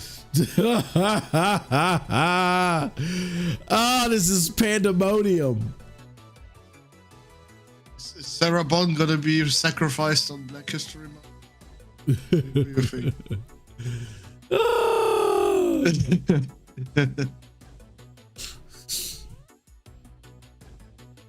Oh man, yeah, that's funny. Jesus Christ. As someone that has been with Xbox since day one, I'm going to wait until there's an official statement. Yeah, I think that's a fair approach to this. I mean, even though people are just like hell-bent and saying this is happening, I think that's fair for people to say, you know what, I'm not, Yeah, sure, but don't even dare to make fun of anybody else until it happens. Exactly. Yeah. Because if it happens exactly like everybody says, you're gonna be clowned on even worse then. Yeah. Right now, the receipts. Oh my god, bro! This is so much. Oh, I know. I think the worst the worst one that it got is fucking Smooth, bro. Smooth is so done. Yo, Smooth is hilarious. Let me put some in it. Let's go through this shit. Let's go through this shit, bro. Now he wishes death on every PlayStation studio. Oh man. Let me see. Kid Smooth. Oh man. Kid Smooth. Let's go to his. he said on Weapon Wheel that he hopes that Helldivers dies a really bad death, bro. Oh yeah, speaking of Helldivers, shameless plug. Cold Blood is forcing me to play Foam Stars. Is it in PlayStation Plus yet? Tomorrow. All right, so Cold Blood is forcing me to play Foam Stars and lose all my manhood. No. The community is forcing. After Foam Stars, then me and Cold Blood is going to play some Helldivers, right? You know, we're trying to get Helldivers. No. How? I don't got the game. Well, that's what I'm advertising. To help a brother out, we're trying to get 2 copies of Helldivers because me and Cold Blood has been buying everything under the sun. So if y'all can support the platform, you know what I'm saying? If y'all want to donate towards the cause, we would really appreciate it. And we be playing some Helldivers with y'all. And then hell, we'll play any other Xbox games on PlayStation with y'all too, for y'all too. But yeah, if you would like to contribute towards the cause, we would really appreciate it. Because yeah, Helldivers 2 is the game that's up next, and we really want to get into that one. We both got Grand Blue Fantasy on PlayStation. I played a little bit Friday night. I felt good. You beat it? Yeah, see, I gotta beat it. And I went and Silverback says foam source after Rob Gaming TV, what's going on, brother? Good to see you. He says smooth is always good for a laugh. Absolutely. But yeah, if you guys want to do that, we really appreciate it. We really, you know what I mean? There's so many games that are out, so many games that have been out. You know, anything towards the cause would help us a lot. Let's see what Kid Smooth got to say. Here we go again. He's mad. He says, I like how no other console manufacturer has ever done this before, yet these folks speak as if we should all be in. Exclusives are what we buy the console for. Sure, most games played on it are 3P, but that's because they release more often. Yeah, I mean, to an extent, I agree with that. I mean, it's like I said, Cold Blood, I want to get your thoughts on it. Even if everybody doesn't buy God of War draws people still to the console. You know what I mean? It speaks to the quality of the console. What do you think about this whole thing that was being mentioned in Tim's space last night, that exclusives don't matter? Who said that? I think it was Beast of Truth. He said that in there. From what I heard, because I was asleep, he ruined the whole space. Which Beast of Truth said exclusives don't matter. Yeah. Oh my God. You got that, motherfucker. Yeah. What the hell? No. Exclusive is the only thing that matters. Everything else is just extra. Uh-huh. For me, if you don't have exclusives, I go to PC. And I ain't gonna show you the fucking middle finger. You ain't getting $500 out of me if you just put third parties in there. Nah. Yeah. Not happening. Yeah. It's common. Cold Blood. Where is this coming from where people don't understand that whether you buy the exclusive or not, it speaks to the Game Pass. Yeah. That's the Game Pass effect that I was talking about since 2018. Yeah. Nobody listens back then. Yeah. Now the Game Pass song hits very different, huh? Game Pass. Hey, let's play that shit. Where's it at? I'll play that shit. Play that shit. Hold on. It's in the DM. Because they was making fun, fucking with Tim in the DM. Hold on. Game Pass. I got it from my PC and my Xbox. Oh, what that? Chris. Hold on. I think Chris. I would love to get Chris Steele on the show. Come on, Chris. God damn it.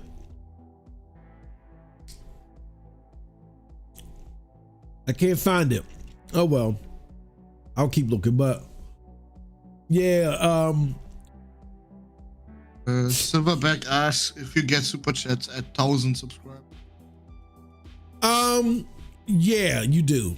That's what we're trying to work for. That's why I know a lot of people are like, MM, you've been splitting up the channel. I'm held at bay to the algorithm. But I was talking to my brother Cold Blood last night, and I was like, bro, we got to do something different, man. Like Twitch, I like having Twitch active because in case YouTube does something funny. But he was like, we get better support over here for NRO? And I was like, yeah, we do. I was like, what can we do? And so now what I'm going to do is to get my rocks off, you know, and talk my shit about whatever's being said on social media and help script my talking points. I'll do like an hour over there, and then we're going to come over here and do NRO podcast. I mean, not NRO podcast, NRO mic check. We do NRO podcast every Friday on the Geeks Twitch channel, which we might have to change. I mean, you know, I still want to support the Geeks channels, but I don't want good content going to the wayside. Yeah, so what we'll do, we might cold blood just start doing NRO podcast here. You know what I mean? On Fridays. I mean, we got the Geeks Discord. As we should have been doing since last year, bro. Yeah. I mean, true, yeah. It's just sometimes when you're trying to help out too many spaces, it just doesn't. Yeah, you can't run yourself thin. Just have your game streams on Twitch, bro. That would be so much better. Where is oh man, come on, Chris. Chris got all these tits and ass all on his street. I mean, all on his, golly. I just want to see that shit. Where's I'm about to ask him. Where is his Game Pass? Chris, where's the, I need that Game Pass clip. Yeah, let me at Mr. Chris Steele. At Mr. Chris Steele. Where's that Kid Smooth Game Pass video clip? I need that shit, bro. He got too much tits and ass all over his timeline. Just go to YouTube on Smooth's channel.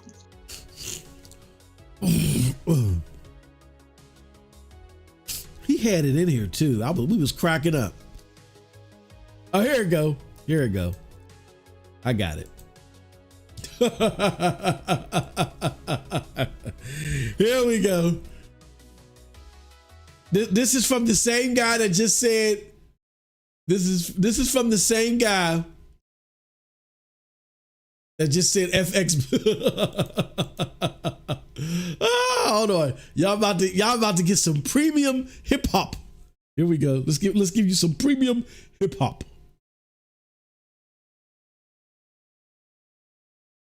Game Pass, got it on my PC and my Xbox. Game Pass. Oh, this ain't the whole video. Got it on my PC and my Xbox. Yeah, let me go to his YouTube channel. Where the, oh, come on, Chris. The fuck is you doing, bro? What is you doing? Chris, you messing up. Kid Smooth, that's if he didn't delete his channel. Oh, Kid Smooth Game Pass. There it goes. Game Pass.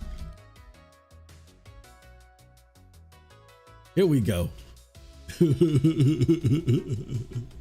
Oh, Lavon Gateson reacted to it. Here we go. All right. Come on, share, copy. Here we go. And ladies and gentlemen, the hottest song taking over the airwaves today. After all of today's news, let's have it. It is Kid Smooth with the Xbox Game Pass anthem. Let's go. Xbox.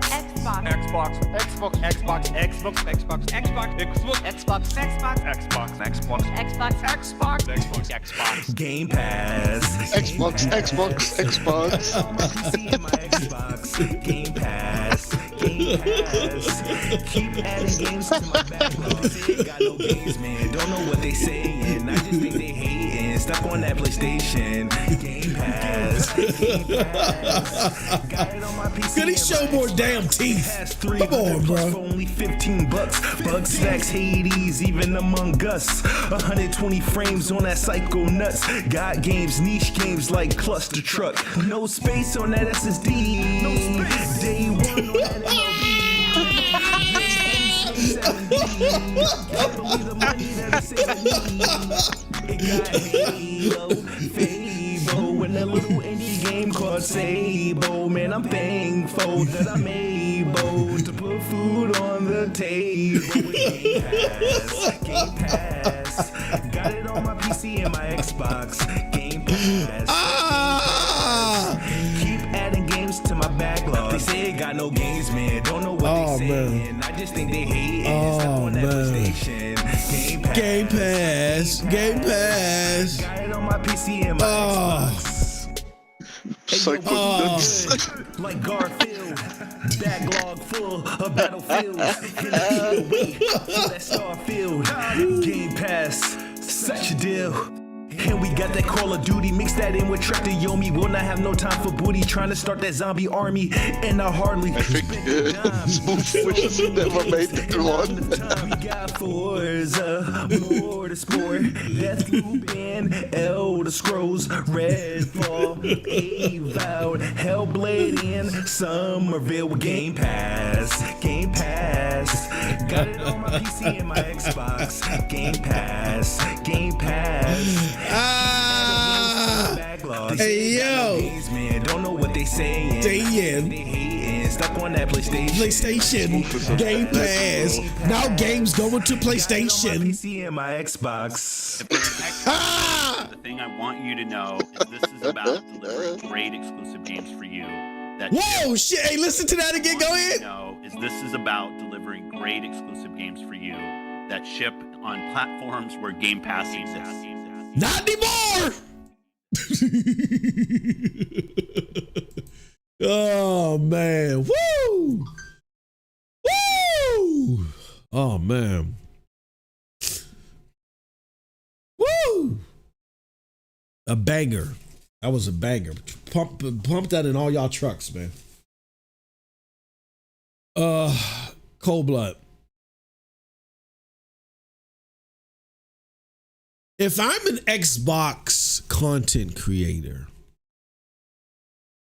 that's been saying things like 40 frames delta is going to separate Xbox from PlayStation, if I've been saying things like Game Pass is sustainable, if I've been saying things like Xbox has the best exclusive content and it's all about exclusives, this, that, and the third. If I've been, I've been selling all this, the S isn't a bottleneck. All this stuff is being unraveled. Where do I go from here if I'm an Xbox content creator that's been passing down all that stuff?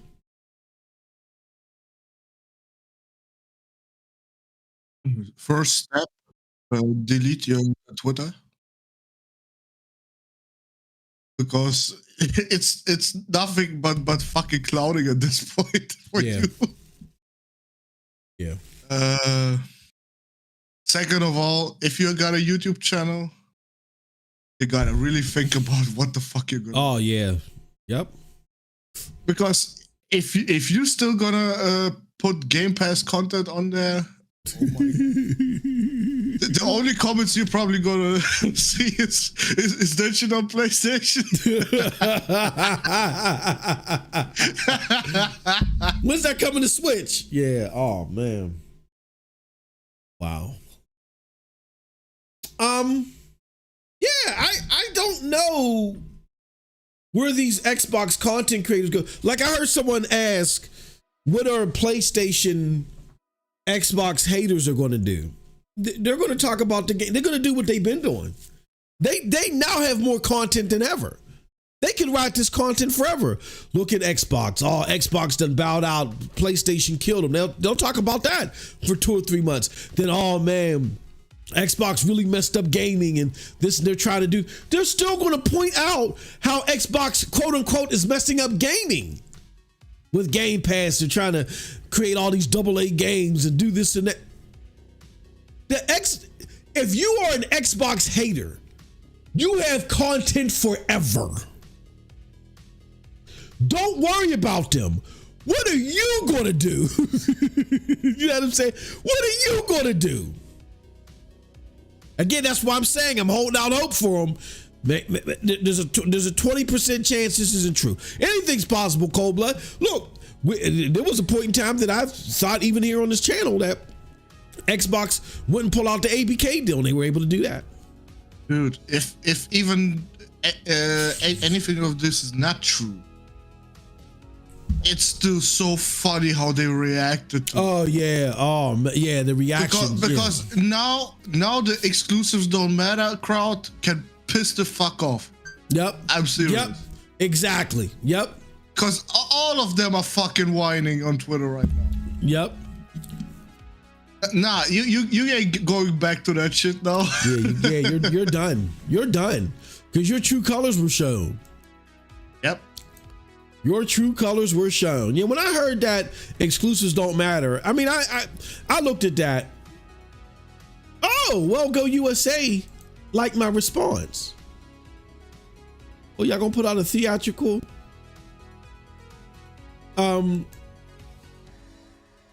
Yeah, yeah, man. Oh, here's something from Jeff Grubb states in the latest Giant Bomb GMM podcast, he's heard Microsoft is considering bringing Gears. Oh shit.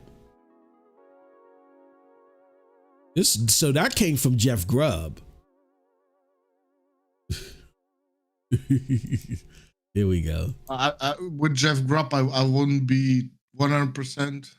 Yeah, no. But at least he had something right. Yeah. So it could be happening. Because he started this whole hi-fi rush, right? Didn't it start with him? Did it? I thought it did, but we can listen to the clip. Game Pass. Oh shit. They deleted the clip. Why does people just keep deleting stuff? Why did he delete this? Purple Haze is in the chat. Let's do this. Game Pass. Okay, I thought he deleted it. All right, so let's listen to this. Would you say Cold Blood? Purple Haze is in the chat. Hey, Purple Haze. Hey, Perp. Hey, Perp. What you think about this, Perp? Hey, Perp. We gotta have a beer. When I can reveal myself to the public, we're gonna have a beer. Cause everything that you were saying, and look, Purple Haze was tougher on Xbox than I was. I remember there's times to where I would have my Phil beatdown sessions, and I would, give Microsoft credit for something, and Perp was like, no, don't give them credit for none of that. None of that. They don't deserve it for nothing, son. I was like, oh, word. Okay. If you say so, Perp. Perp, how does it feel to finally have everything validated that you've been saying? She's been staunch on this. All right. So we're going to play this clip from Jeff Grubb. And then we're going to talk on the back end of it. Here it goes. This is Jeff Grubb saying that Microsoft might be planning to bring Gears to PlayStation. I think they are still figuring it out. That is like, there does seem to be internal debate about what this should look like and what this should be. But the kinds of games that are being considered, it's like when we first started talking about this a few weeks ago, Mike, it was Hey, yeah, Hi-Fi Rush makes a lot of sense. Sea of Thieves, that's 6 years old. That makes a ton of sense. And like I think we said Pentiment at the time. Well, Pentiment also being considered. That's an obvious one, right? Okay, but the other one that I've heard is definitely under consideration. Doesn't mean it's going to happen, but it's in talks. Is Gears of War. Gears of War is like being considered for this, and that's like it's Halo than Gears of War, right? In terms of like icons of Xbox. In terms of actual legacy Xbox franchises like Forza, sure. Yeah. That would just be signaling that this is the way things are. Right. That's what you do. If you put Gears on PlayStation, I mean, then yeah, you're not holding anything back. You're not holding anything back. You might as well just put Halo on PlayStation 2, and they probably would. They probably will. I think they are still figuring it out. So there you have it. That's Jeff Grubb's take on all this.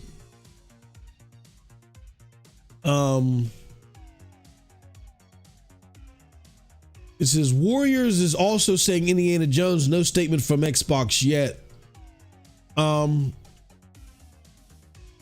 Yeah.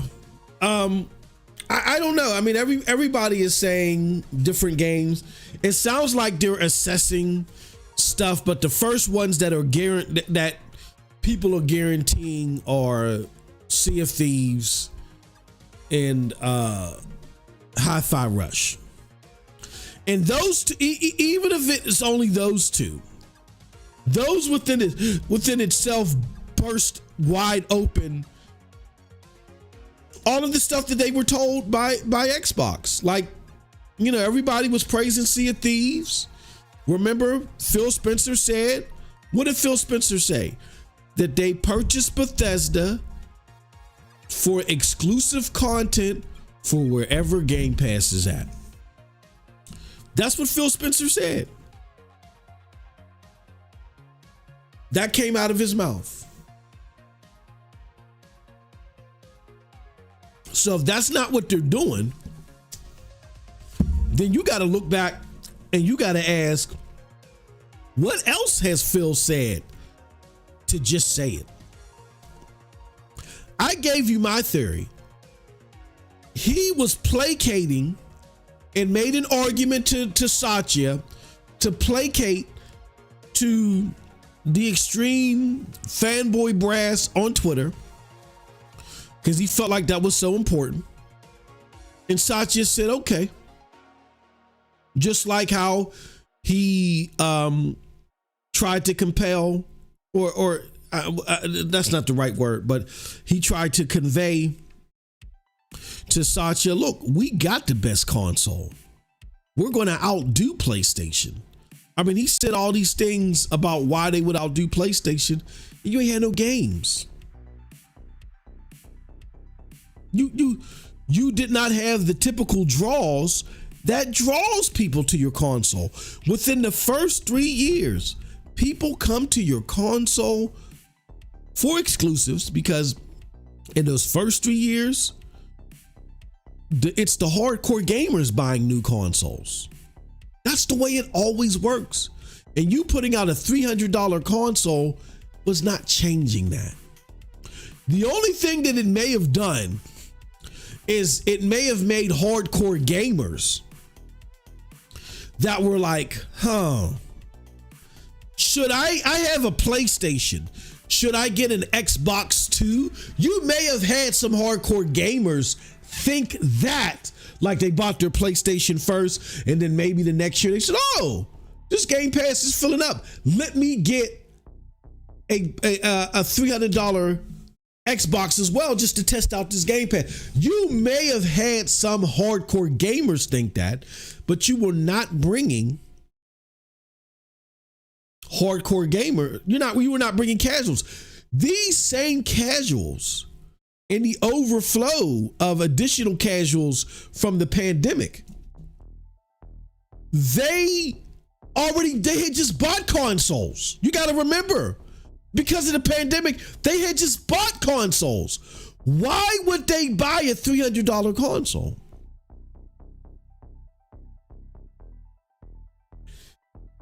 Your best bet was twofold. Not even drop a Series S. And two, double down on second party content that you could have exclusively. Moss. Uh-huh. I think if they didn't drop the series, a lot of people say that. I will say this. No, I think it's true, because when I see people go out of stores, when I go around shopping, I see mostly Series S's if they bought one. If they are buying one. Yeah. See, I think if they made a discless Series X and did what Sony did and charged $400 for it, I think, I don't know, because in looking at, but you're right, because you're in Europe and the trends are completely different. I'm looking at the US trends and come to find out that in US, the Series S and the Series X are actually split 50-50.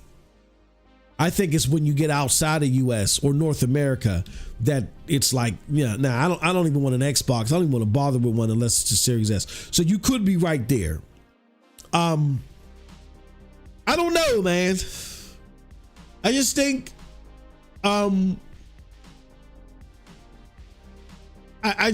think that not. I think when Xbox messed up goes all the way back to xCloud. They really wanted xCloud to be that cheaper ulterior choice, and for them to be so lackadaisical on their cloud technology, they hurt that. They hurt that so bad, because their cloud technology was, and I still argue, is the worst. It's to where Phil even said, would you ship that? So if they would have done that, I think they could have, I don't know. But I know what definitely killed them is not having an exclusive lineup and relying too much on these new consoles beefing up old games. Like if I'm a hardcore gamer, right? Again, this is where Phil was out of his element in understanding the demographic and was just blurring the lines. Why would I buy a next-gen console to play old games if I'm a hardcore gamer? If I'm a hardcore gamer, I am getting a console because I want to try out the new games in this new tech, right? I want to see the glossier graphics with new games. I don't buy them. It's cool if it's playing my old shit at 120 frames per second. Like when I bought my 360, I was kind of torn at first because I was like, damn, there's all these games on my OG Xbox that I enjoy. But when I put in Perfect Dark at first, and I know people clown Perfect Dark now, but at first that shit looked good. I'm like, I can't go back to that. When I bought my Xbox One, I mean, you can still play your 360 games on there, but why? There wasn't no bump. I'm not playing that old shit. So now, like, you got a console that can enhance your old games. That's cool.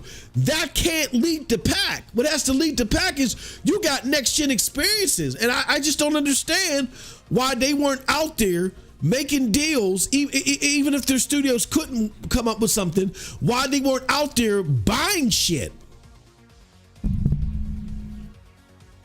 Like, that's what I would have done.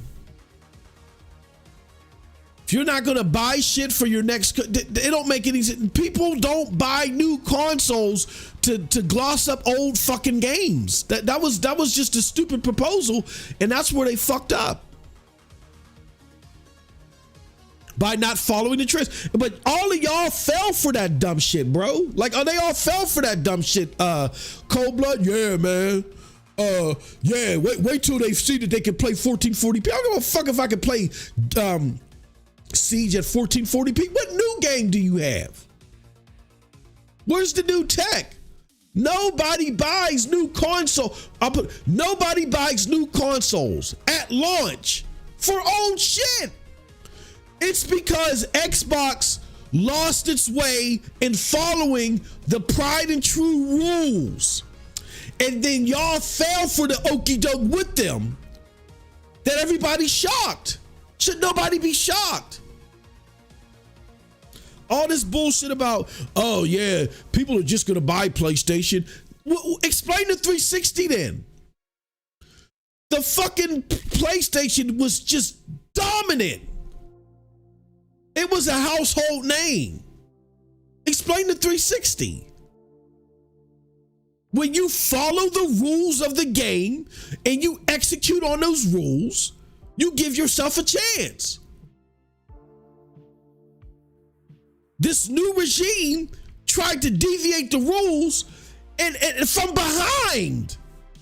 Who does that? At least when Donnie D and company tried to do this Xbox TV shit, at least they were doing that from a perspective that they were in the lead. Oh, we already got PlayStation, you know, down and out. They just overestimated their reach. But at least they did it from a position in the lead. Y'all are heavily behind. And y'all trying this dumb shit? You gotta first master what's in front of you. Like, I had this woman that worked with me. She actually was my trainer. And I knew she was a problem because she just, the way she did things was just so unorthodox. She was so unorganized. And I went to my boss when I was being trained and I said, I can't work with, I'm gonna call her Susie. I can't work with Susie anymore. Susie is just too fucking spastic. Like, bro, like, let me take these accounts and let me do them on my own. And you know, and he was like, bro, you got some pretty important accounts. Like, you can't fuck this shit up. And I said, no, I'm not gonna mess it up, I promise. He's like, cool. And I did it. And I was able to succeed and even excel in doing it. Well, fast forward several years, and now I'm training her on this complicated system. And she's like, oh, why do you do this and why do you do that? And I'm like, well, we have to do this because there's all these intricate things that the system has to take account for. And because it's very important and very sensitive stuff that we can't afford to make a mistake on, we got to manually check it. Oh, we can automate that. I'm gonna automate that. I'm gonna make something. No, Susie, don't do that just yet. Understand what's happening first. Then once you get a good grasp of it, like after 6-7 months, then, you know, if you feel like you can automate some stuff, like take your time with it though. Oh, no, I'm gonna automate. We gave her the process. She tried to automate some shit off the bat. She fucked it up. Clients were complaining. It was horrific. They terminated her. She was there, oh my God, I think at the time like 25 something years. They terminated her. Like, you can't put the carriage before the horse. You got to do things in this proper order. This new regime, yeah, y'all want to do some fancy, innovative things, fine. But first get a good grasp of the things that are the proven things. Then once you get a good grasp of the proven things, then you can selectively start changing your approach. You should have never tried to create a next-gen console with no next-gen enticing content. That has never happened before. Never. It was a failure. And to prove that it was a failure, now the Xbox Series is lagging behind the Xbox One. Now, you may have got some superficial bumps because the PlayStation had a supply shortage. But once that supply restraint was gone, it's over because you tried to lean too heavily on old games. It's crazy to me. Patty's Bricks, what's up, Patty? I've seen a lot of people I ain't seen in a minute. They said Microsoft Simulator on PlayStation 5. Yeah, baby. And shout out to everybody. Thank y'all for y'all support. If y'all can do us a huge favor, I can't do this too much because Cold Blood is going to sit there and say, man, come on, stop with the e-begging. But no, me and my brother Cold Blood, we've been playing a lot of games with y'all. We beat Remnant. It's on our MM2K Gaming Streams channel. Definitely check that out. That's MM2K Gaming Streams. Please go over. As a matter of fact, let me put that in the chat right now. Join youtube.com/@MM2K Gaming Streams. Yeah, because I'm about, you know what? I'm about to go over there and I'm about to play some Grand Blue Fantasy. You still there, Cold Blood? But yeah, join us over there. I mean, or make sure you sign up there. After we get done chatting here, I'll go over there and play some Grand Blue Fantasy. But my thoughts and suggestions are for y'all. Oh, well, no. What was I saying? Oh, yeah. Please, if you can support the platform, me and Cold Blood, we're gonna dive deep. We want to dive into Helldivers 2, pun intended. So if you guys, any way you guys can help out, we really appreciate it. And everything will go towards making sure that we both have a copy of the game and we can play it. All right. Let's do this. You have anything else, Cold Blood? What are you doing? You playing something? Moment. Check your DMs, bro. Oh, okay.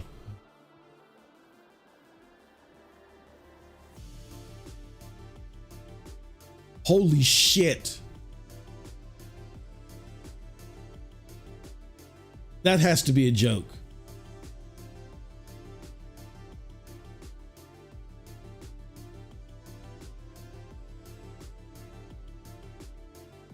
Is that a joke? Doubting the rumors? Is he? And yeah. The biggest motherfucking bot Oh. is leaving. Oh no, I was looking at Odie's thing. I was about to say. That is a joke. Oh, I was about, hey, Odie. he is. Yeah, here goes Clobrill. Yeah, let's look at what Clobrill has to say. I mean, there's a reason why, Cold Blood, that I'm like doubtful. I want to be 100% sure because what I'm saying today is not what I really want to say. Like, as much as I've gone off and was performative and all that shit, that's not really what I want to say. I got some shit for y'all ass, and I got some specific people that I want to say shit to. So I'm going to say them when the time is right. This shit better not be true. You know what I'm saying? I'm going through the Rolodex, baby. I am going through the fucking Rolodex. You better believe it. So that's why I'm just making sure that this happens, because if it happens, I'm going. It's going to be a moment to see. I'm going through the Rolodex. Here's what I will say. I want to give a shout out to Z. I know people are bypassing this and they don't want to acknowledge it. Before I even go to fucking Clobrill, because I don't really care about anybody.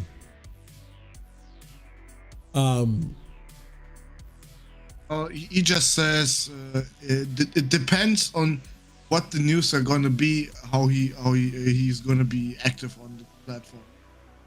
Let me see. If he's hella disappointed with what is coming, he's not coming back. That's what.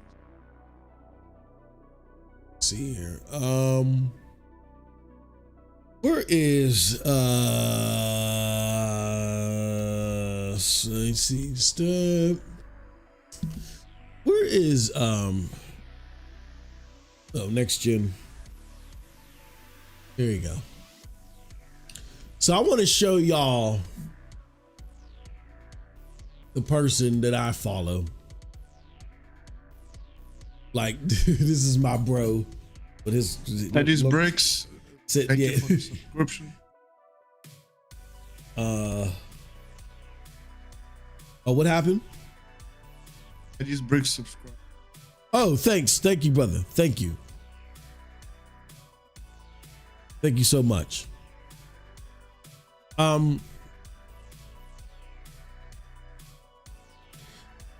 Here's what I want to say.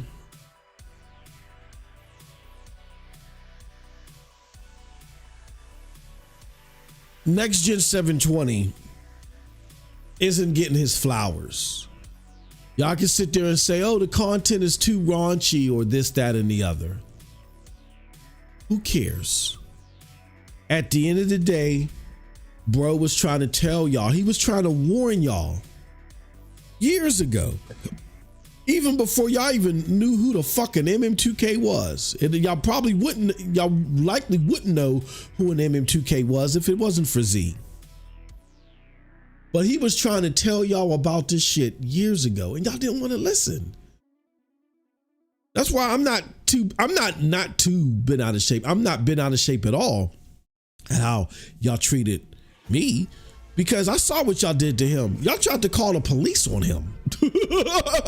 Like literally, like the same people that are bitching and crying, oh my God, Xbox, how can you do this to us? If you can make out the accent, how can you fucking do this to us? Well, this is horrible. Well, fuck it. Oh, well, this is a bunch of bullshit, Xbox. Those are the same motherfuckers that tried to get Z arrested for telling y'all the truth. Literally, they tried to call the cops on Z for telling the truth. Z had flashing guns on stream too. Bruh, flashing guns on streams, sending him death threats for telling y'all the truth about a video game company. So I hear a lot of y'all out here that are upset, that are disappointed, that feel like that you've been betrayed. And I understand, but before I address any of y'all, I gotta give flowers to my brother. He tried to tell y'all, even when I didn't want to believe it, and I had to acknowledge it. Like I remember it was me and I remember like yesterday it was me and Nethals, and me and Nethals came out. We tag team on Z. We was like, Z, you don't know what the fuck you talking about, bro. Like this Xbox showcase is gonna be the shit, man. We Randolph Thor and Jazz and all these motherfuckers, they told us this, that, and the other. You know what I'm saying? Shout out to Rand. I love Rand. But you know, they had did shows and told us. I was like, man, this is gonna be the shit. Z said, stop, y'all. Xbox as a console is going the way of the dodo bird. They trust me. They want to be everywhere. I got sources, and we know Z got sources. Through Z, I've seen some shit that I don't even want to tell y'all about now. That's from all the way back then, from 2018. That I'm still Larry. Like I can't tell y'all about this shit now. Z is the reason that I went on the attack of Jez Gordon, because when Jez Gordon said that Z was full of shit, when Z was like, yo, Crackdown is going to be a problem and they might even cancel it, Jez came out and lied and said, oh, Crackdown is just fine.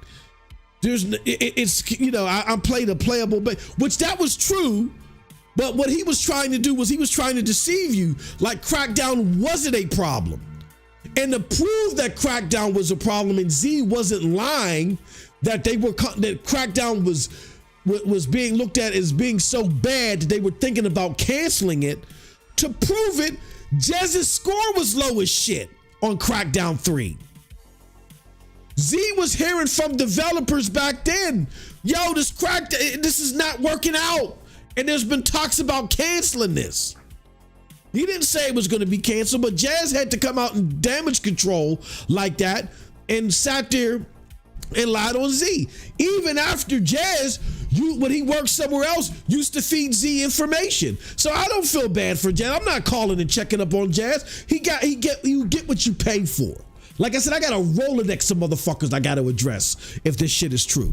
This, what you're hearing right now is not even the tip of the iceberg, MM2K. Y'all gonna want to get y'all popcorn and sit back if this shit is true. That's why I'm playing it cautious. I'm like, I believe it's 80%. There's a 20% possibility it's not true. So if it's not true, I'm going to remain chill. But what I will tell you is that the man that you see on the screen right here, regardless of how raunchy the content is or whatever, if you don't like it, when he sat y'all down and said, look, all jokes aside, here's the real deal Holyfield. Here's what's going on. Y'all called the cops on him. Y'all called the National Diabetes Association on him because he said the Xbox games was too sweet. They called the National Diabetes. Hey, bro. Bro. They said they was gonna, somebody sent him a message and said they was going to uppercut him out of his Puma shoes. I mean, got his channel banned multiple times. I mean, said crazy stuff about my bro. It is sad.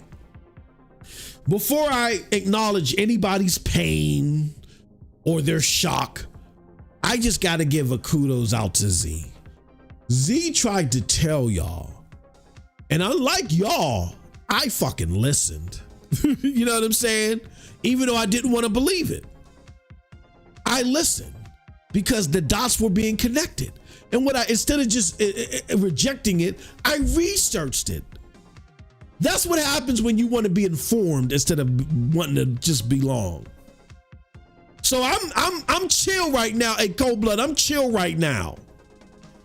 But believe you me, if this shit is true, the moment I see Starfield on that motherfucking PlayStation 5, I got a lot of shit to say, bro. I'm not holding back at all. I got a Rolodex. I got a Rolodex I got to go through. And it's not because I'm hurt. It's because I just want a clear message to go out that the deception that you guys played towards gamers and you're supposed to be the SMEs, as we call them, the subject matter experts in certain areas. Instead of y'all being SMEs and really helping gamers get to the path that best fits them, you lined up your pockets. Oh, I got a Rolodex, bro. Now, again, there are new school gamers that aren't affected by this. Like there are cloud gamers. They don't care about this, and I get it. Like on Cloud Dosage, if you go to, matter of fact, let me pull it up there. Let me give my peoples over at Cloud Dosage their due. They got an editorial on why Xbox games going multi-platform is good for cloud gaming. It's a very interesting read. I would say check it out. And it gives you the perspective of a cloud gamer look at all this. I just say for my AAA gamers that are trying to talk to mainstream gamers, you're just going to want to be careful pivoting from that and saying, see, look, you liking your box is stupid. That just doesn't work. That's not going to work. The majority of gamers operate from that box. Why? Because it's like what Cold Blood said. Look, man, this is my best way, the most feasible way for me to play AAA exclusives, to play them in the performance that I want, for me to play them in the cadence that I want. And we got to be real. As much as we are enthusiasts of the cloud can't do that right now. As much as GeForce Now can give you a large chunk of that, you can't say every game is on GeForce Now. Where's Hogwarts? Where's Elden Ring? Those that are liking Suicide Squad, where's Suicide Squad? Where's Grand Blue Fantasy? Now, I'm not saying that to be smart, but in order to supplement not having those games, guess what? I got my PlayStation 5. And then on top of that, again, the best games that come out are the AAA exclusives. because they got to be that damn good to push that box. They got to give you a reason to get that $500 box. So even me as a cloud gamer, I benefit from the AAA exclusive because the AAA exclusive often is a trendsetter. It sets the trend on this is the caliber of how these games got to be, and then everybody flocks to try to make something on that caliber. So there's many perspectives to this, but I think that's a good article, and it just gives you a capsule of how the cloud gamer thinks and how they, how this works out for them, and I completely understand it. I would just say, when we're talking to mainstream gamers, we just got to be cautious in saying, see, your box is stupid. That doesn't work. And it's like my grandmammy told me from the deep south, it's better to get bees with honey. If we want cloud gaming to grow, we need them. They don't need us. So what we got to do is show them, yes, this is the future, but here are the products and services that represent what you value from the box. You value a large slot of games. You value top-notch performance. Here goes some that provide you that. Just that. Here comes some that provide you both. So maybe you don't want to, maybe you're not ready to abandon your console gaming or your box gaming for the cloud. We understand that. But here's why you should start at least adding it to your portfolio and getting acclimated to the chains. That's how we need to have the conversations. Not your box is stupid. That's not going to fly, and that's not going to change. That's not going to create the sea change that we want by talking down to people. Never did work. That never works. And then the future is in their hands.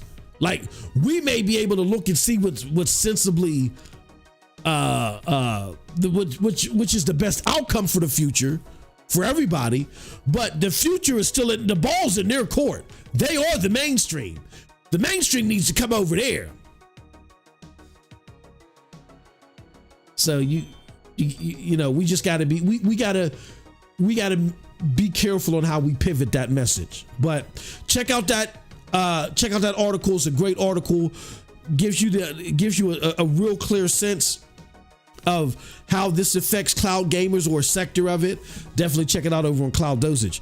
That being said, there are gamers that this doesn't impact negatively at all. They don't care. There are new Xbox gamers that don't care about, and we need Xbox to whip out the best AAA game. They don't care about that. They love the cadence that Xbox has now moved towards. They love that they have Activision Blizzard. It's about access to them. It's mainly about access to them, and this is what they prefer. I'm not talking about them. I'm talking about you that are listening to this, that if you're the console gamer and it's not about access, it's about performance and access to the trajectory of games. If that's what you're looking for, then you should have been listening. If you guys would have been listening to what Z was saying, and instead of listening to these stupid content creators that were telling you about the 40 to 50 frame deltas, then what would have happened is, while you still had influence, and if you would have held Microsoft's feet to the fire while you still had influence,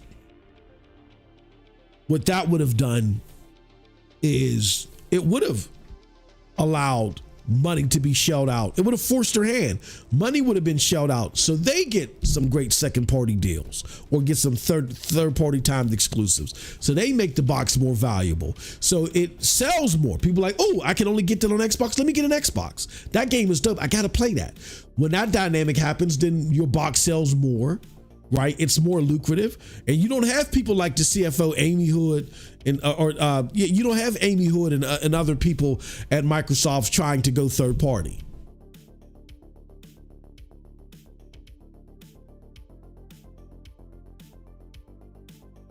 People are worried about third party because they're worried. Not only is it about, oh, I only want this on my box. It's like, well, if you're going to put the games anywhere, what's your incentive of making sure that the game are top notch, best of the best? Because that's what PlayStation does. PlayStation puts their all in these games because they got to sell that box.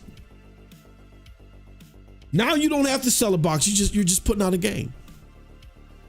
So are we getting top-notch experiences from you anymore? Or are we just getting a bunch of, okay, it's cool to engage with? That's the concern. That's the legitimate concern. Now, I think they're gonna wait. I think they're gonna start with the diabetic gaming shit first. Yeah. With the grounded, the Hi-Fi Rush, Pentiment, all that trash.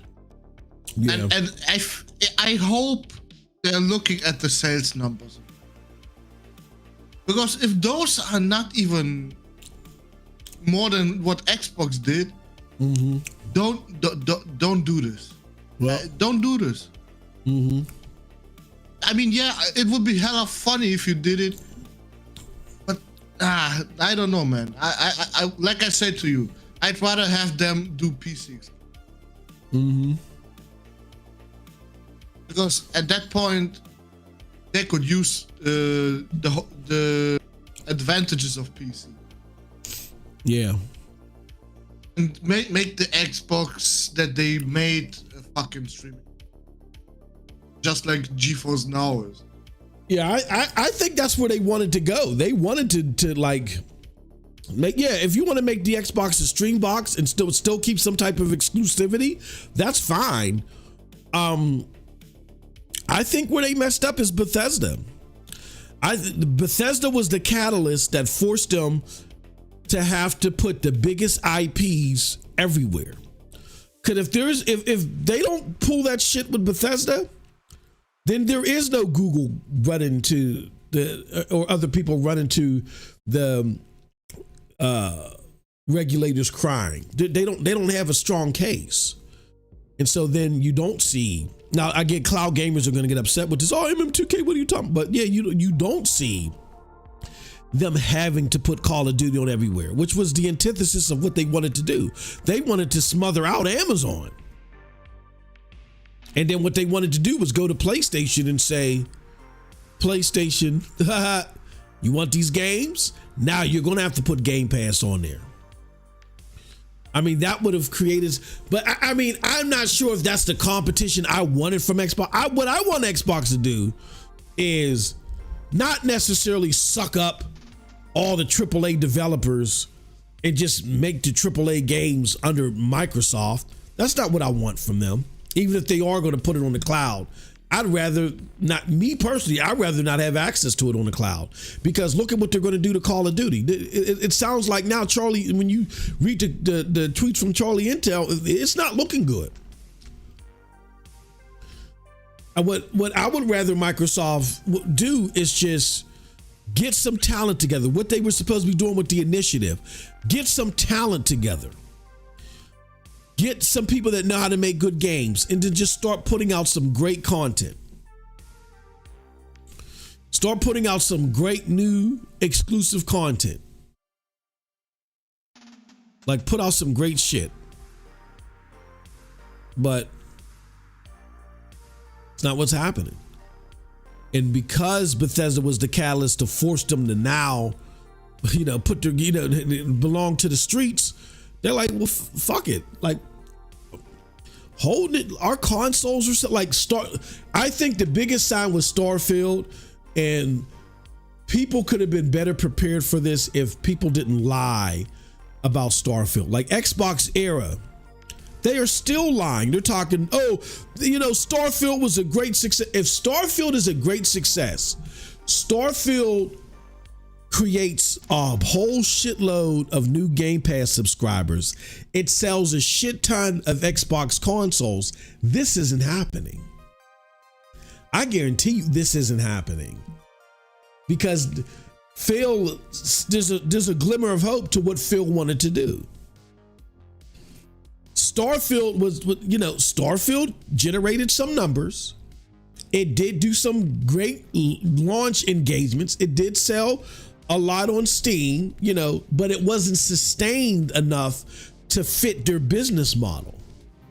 And now they're looking at that like Satya's a numbers dude. Well, they're all numbers. Amy Hood is a numbers person. She probably had the numbers sitting there. Well, they already had them because it was in the court documents. This is how much we can make off of Starfield if we leave it as is. Just sell it multiplied and it doesn't go in the Game Pass. We make this. And then they said, and they looked at their internal numbers that actually came with Starfield around the same time. And they're looking like, this is nowhere near what this is.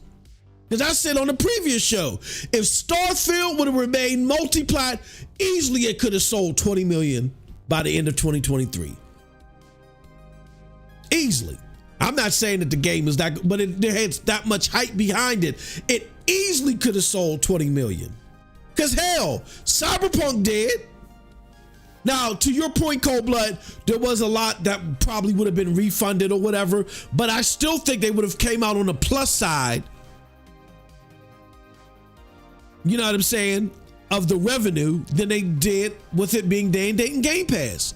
Amy Hood, the CFO that works directly under Satya. I know how these CFOs work because I've had to deal with them. Moss.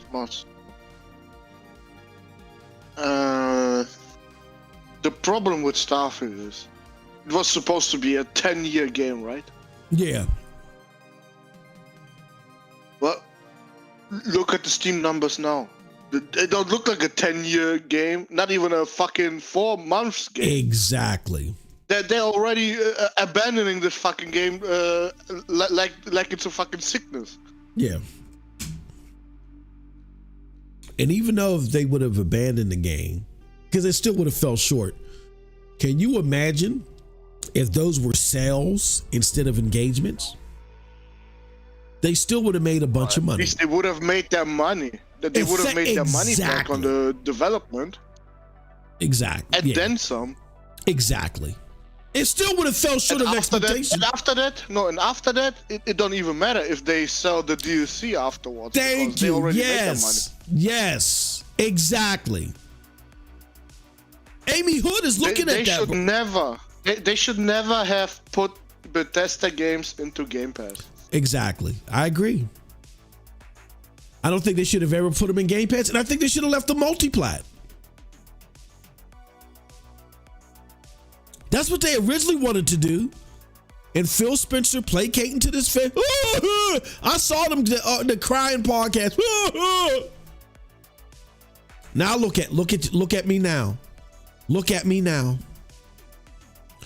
This was Phil. I think Phil throughout time was just nudging Satya. Oh, Satya, you know, we gotta placate to these guys. We're not away. We need them. They're our core. Come on, Satya. That's why I think he went on Kind of Funny and hit it like, you know, I might lose this job because first it was Redfall. You came out and you introduced Redfall, Phil, and Redfall was a disaster. So now Amy Hood, and I'm gonna tell y'all because y'all don't understand business. Amy Hood, the CFO and the CEO, they like Siamese twins. They be going everywhere with each other. That's how it works in Fortune 500 business. The CFO is like the CEO's like top advisor. They be everywhere. A lot of times you make, you know, at least at my company, that CFO is the de facto CEO at times. When the CEO is off, you going to. So Amy Hood is notorious and got enough power and fear under her belt as Satya does. So when if I'm Phil, I now got to go to Satya and Amy Hood and explain Redfall, which was a dud. And they probably let, and that's probably why he went on Kind of Funny. Yeah, and this probably somebody else is going to be in this position, you know, because they probably reamed his asshole open. Pause. Because I've been in conversations like that, bro. Like they will decimate you. And he walked out of there and he felt slow as can be. And he's like, and he knows it, that Starfield is his last chance. And he's pleading with us. And that's why he says, even if Starfield is at 11 out of 10, it doesn't mean that it's going to sell more consoles. That's bullpucky. He's trying to make a defense for himself in prelude to. Guess what? Starfield doesn't sell the consoles. That's not what Amy Hood wanted to hear. Because she said herself, the console sold less than we expected. Meaning there was expectations that Starfield would create some type of boost. Because she's looking at the numbers of what would happen, again, if we were to operate in a traditional a la carte fashion versus this goddamn Game Pass exclusivity thing that Phil talked us into.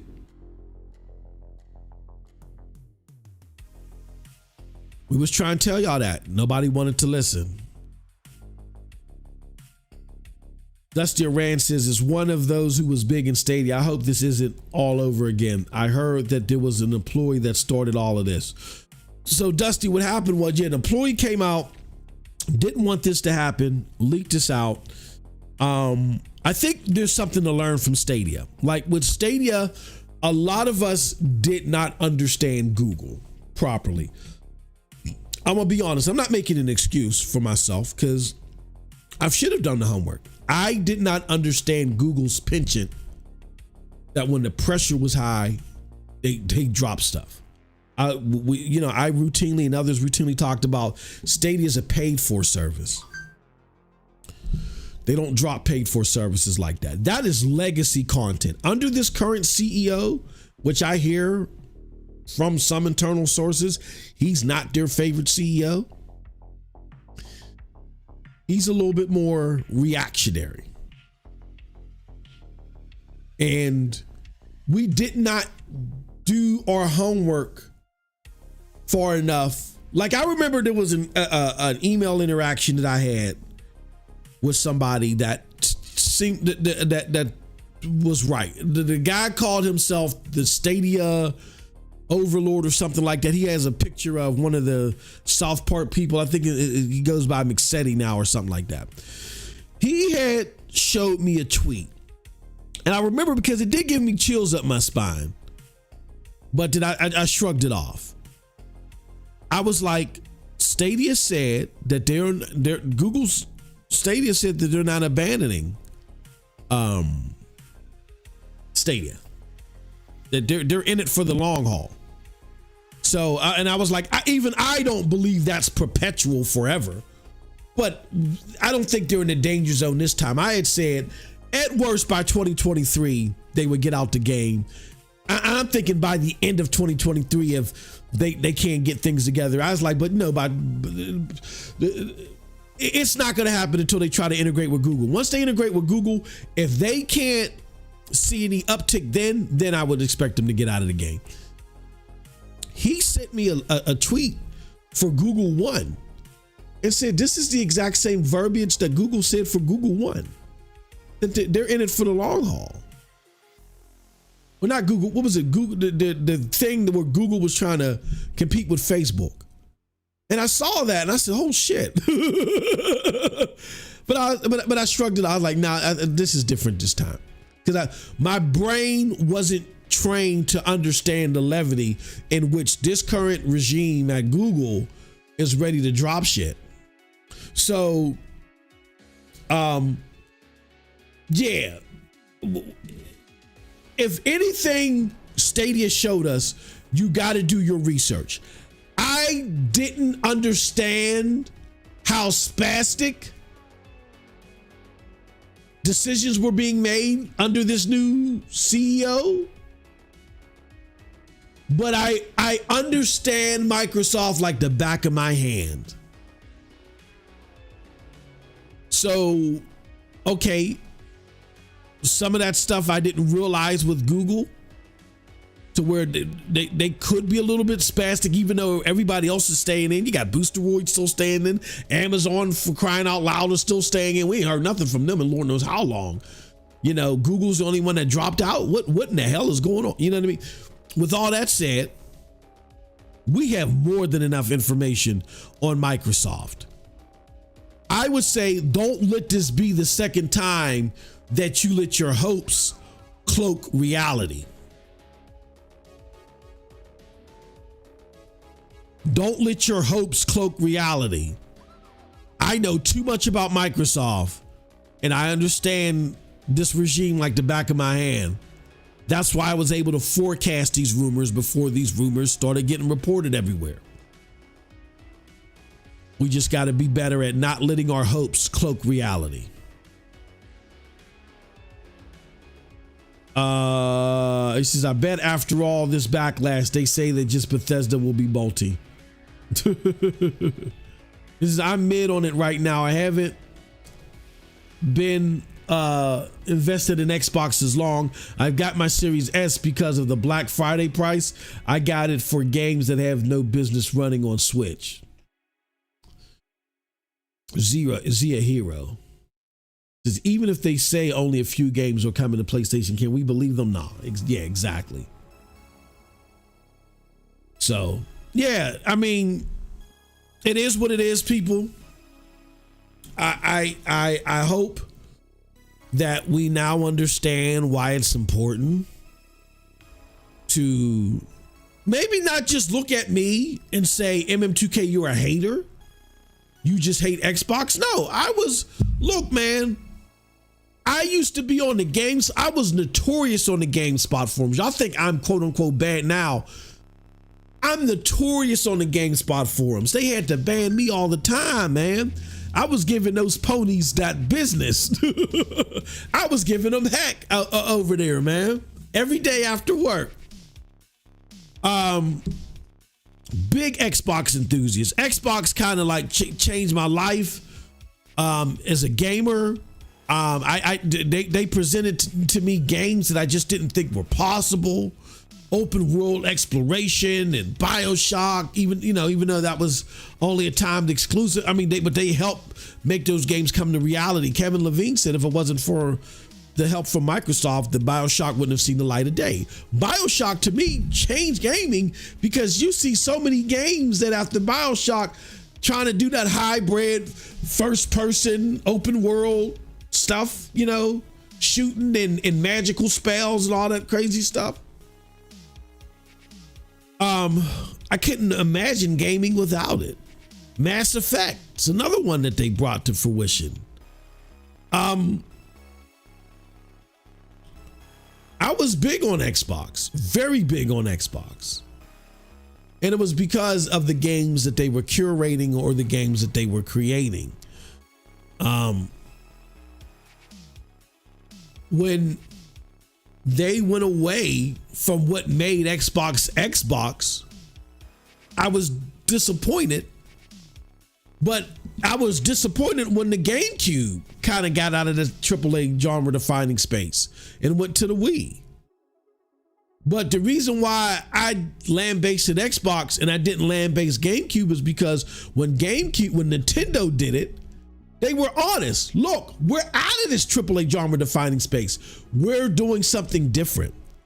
Xbox wasn't honest. They said, look, we got to hold these mugs at bay until we don't need to hold them at bay anymore. And if these rumors are true, I don't think that this is just from one employee. I think that this might be a controlled leak. They're dripping it. I mean, look, Tim Stewart has been saying stuff. Saatchi has been saying stuff. They're ready to move forward. And they just put it out there and they said, y'all just grief over it, man. Y'all grief over it, cry for a week or whatever, and get over yourselves, right? And then we're going to move on. Who stays, who doesn't. We're now putting our stuff everywhere, baby. If this all is true, I think it was, a controlled leak. Should have just been honest with people from the forefront. The reason why you weren't honest with people is because you were always moving in this vicinity, albeit abandoning AAA games or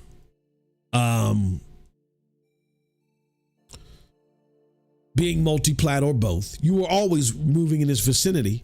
It's just that you didn't want to make an announcement until you felt like that the base was disposable. Now the base is disposable. Now you want to say something. Yeah, I don't.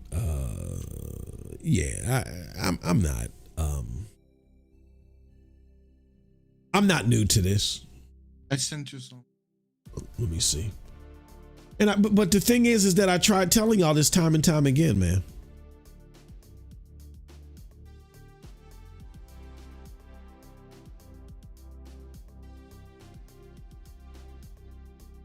Set clear. Hold on. Okay.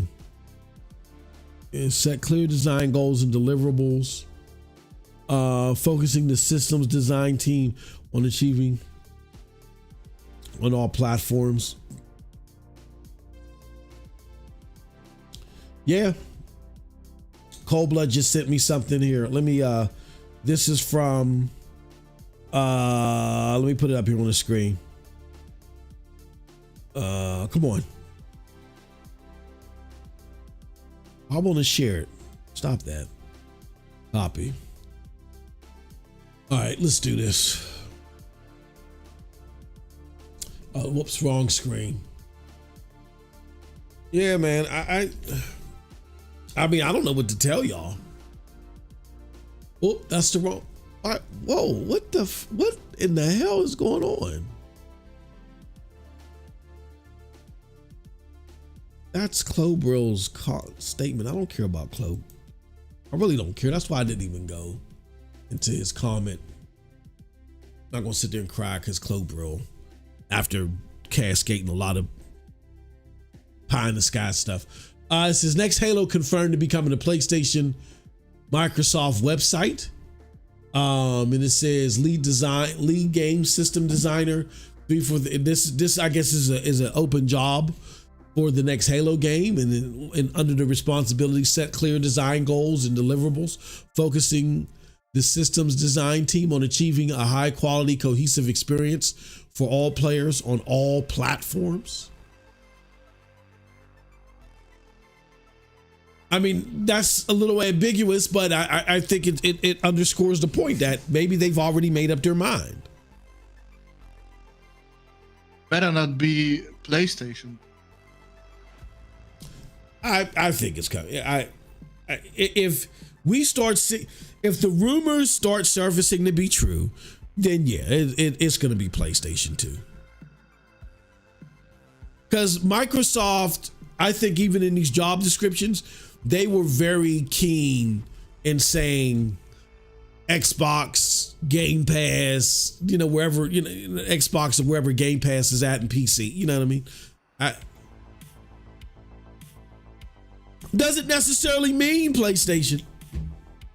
They could be talking about mobile, but I think the writing is on the wall. The regulators have forced their hands. I'm not saying they weren't already exploring it, but the regulators forced their hand to where the main IP that would be a cause to go exclusive and use exclusivity to your brand. They forced your hand and made you stay multi-plat with that. So you got to make that money back, and this is okay. This is where we got to go. And the last call, I feel like the last chance was for Phil, was Starfield. When they looked at, I tried to tell y'all time and time again, don't fall into that MAU bullshit. That's bullshit. It's all about money. When you're a Fortune 500 company, it gets no simpler than this. I have $1. I want to put my dollar somewhere that'll give me at least $1.25 back by the end of the year. At least. Can you do that? Yes. All right, how do you propose to do that? Traditionally, when it comes to gaming, we have these many consumers, they're paying this much amount of money, buying our games. We're very lucrative. We keep, earning more revenue year. This is our growth. Great. Then they turn to Microsoft and Xbox Gaming. What are you doing? well, look, we're really preparing for the future. We got this thing called Game Pass. We you know, we're being on PC and cloud. We got all these cloud servers on. How much money can you return for me? Well, I mean, we're investing for the long term. How are you turning my dollar into $1.25 through this gaming platform? Yeah, we're gonna sell our shit on everything. Okay, thank you.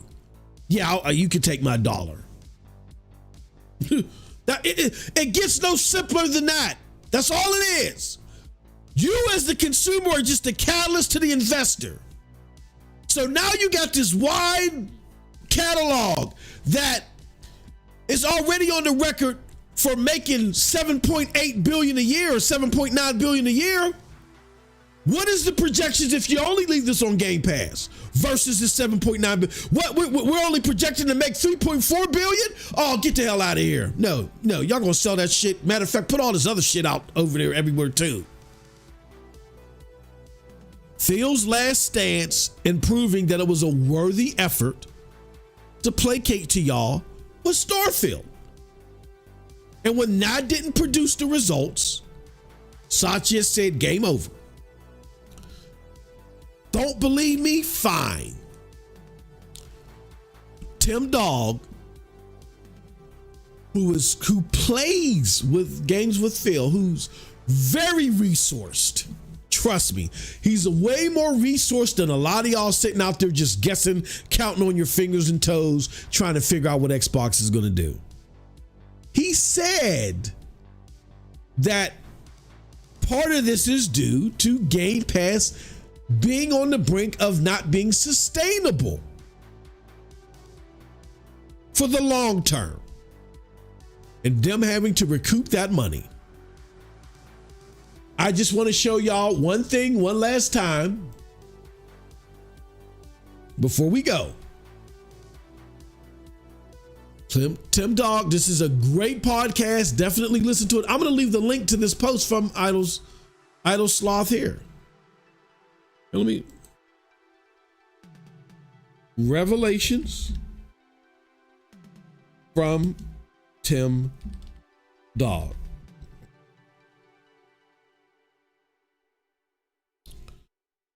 Here it goes from Tim. Tim has heard that Call of Duty may not be coming to Game Pass. I will let y'all know this. I talked direct. This is exclusive, but this was exclusive last night. I've talked directly to Tim Dog. Okay, I talked directly to him, and I got confirmation. This is incorrect. Tim didn't, or what he meant to say was he said it this way on the podcast, and that's why I put it out there that way, but he clarified it later in my conversation with him. Tim said that from what he heard, Call of Duty's not coming day and date to Game Pass. Not that it's not coming to Game Pass. He's heard that it's not coming day and date. That's what Tim clarified to me in my conversation with him last night, okay? So I want to let y'all know that. So y'all getting that exclusively from me. That it's not coming, that he had heard that it's not coming day and date. Okay? So I clarified that in the tweet. In the tweet conversation I was having with Will Sink, okay? Hardware sales, as we've been telling y'all, hardware sales have not met the projected sales, and the CFO got spooked. Even though they didn't sell a lot, they still needed them to reach something, and they didn't reach what they needed them to reach. So people saying console sales don't matter, that's bullpucky. That just doesn't make sense. Console sales matter, because if console sales don't matter, why are you putting them out there? Why are the consoles out there? This is a business. This is not a charity. For those of you that believe that Microsoft is the Red Cross, you need to get your head out your asses. Console sales do matter. They may not matter as much as PlayStation, but they got to reach some benchmark. That's utterly ridiculous. In the last 3 months of last year, they had consoles for $350 and no one cared. Yes, we said that here on this channel. Cold Blood and I talked about that numerous times. The Xbox One was wanted more than its series consoles. That's a problem. Yes, we told you that. They said hardware sales is dead, and they are seeing declines in hardware year over year. Yes, Benji sales we've talked about it here. This is the kicker.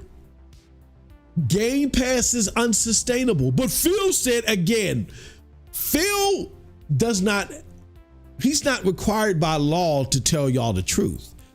He's required to speak the truth to him, and Satya have to speak the truth to investors. That's why they started omitting Game Pass information. Did you notice that in this big quarterly financial, thing that they had, the 64%, this and that, they omitted Game Pass information?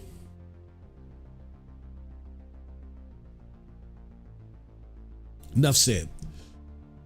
Tim heard from someone at Microsoft that you may not like Xbox when they get Activision. They want return on investment. He heard that Xbox has an insane shown case with tons of games, but everyone is going to keep saying asterisks, meaning, oh, when is it coming to PlayStation? When is it coming to PlayStation? The leaks happened, he heard, because a Microsoft employee who didn't want this to happen leaked it so there would be public outcry. I think it's bigger than that, but that's what he heard. So again, he has a closer pulse to Xbox than I do. I'm going to give precedence to him. Microsoft has problem buying more companies in the future. This is his assessment. If all games go to all platform, Tim thinks, and this is also his assessment, he thinks that they will go all digital with ads on Game Pass, pre-roll, or at the end of a chapter like a Dragon and AI communities managers and AI community managers. These last points, 1, 2, 3, 4, 5. Those last 5 points are assessments that he's making from this news. Everything else above is what he heard. And like I said, I got clarification from Tim that he wasn't saying, he may have said it on the podcast, but he may have misspoke, that from what he heard, Call of Duty isn't coming day and date to Game Pass. Like, they want to make that return on investment there, so they want the a la carte sales everywhere. And who knows when it's going to come to Game Pass? Maybe a year, who knows? 6 months, who knows? All right. Yo, Josh Lickian, thank you for coming through. Appreciate everybody. And again, before we go, if y'all can shoot us a solid support the platform. We don't have super chat ability yet, but if you could hit us up via the support mechanisms that the Nightbot is putting out there. Help me and my brother Cold Blood Sensei get a couple copies of Helldivers 2. We want to stream Helldivers 2. I am now going over to here. This is where I'm going. Join us. No. You don't go nowhere until you show them what I sent you. But tomorrow. What's that? Hold on. Did you give me something else? Let me see. I did. Oh, you talking about the thing from Zuby Tech? No. Below that. Oh, no, I didn't get it yet. That's weird. Oh, here we go. I had to refresh my page. That's because I got like 17 Twitter things up. Here, let me. Oh God. Here we go. Hold on. Yeah. We doing this tomorrow? Absolutely. I guess so. Yeah. Oh well. All right, y'all. So also what I want to show y'all is tomorrow I officially lose my manhood. I'm being forced by Cold Blood in this damn community to play Foam Stars tomorrow. Oh Lord. And I'm going to be doing it on the channel that we're going. Well, no, I guess we'll do it here. We'll do it here first, and then we'll carry it over. As a matter of fact, let me do this, Cold Blood. Let me prep this stream so people could just come on over. Yeah, so yeah, they're gonna make me lose my manhood. Let me see. Switch. Am I on the right account? Yeah, I'm in the right account. And And let me I want to see an angry black guy come here tomorrow. It's gonna be funny. A furious. No, you're gonna see a furious black guy. A furious black man. You're gonna see one tomorrow. Hold on, where is Fudge? Go live. Here we go. All right. Let me copy this.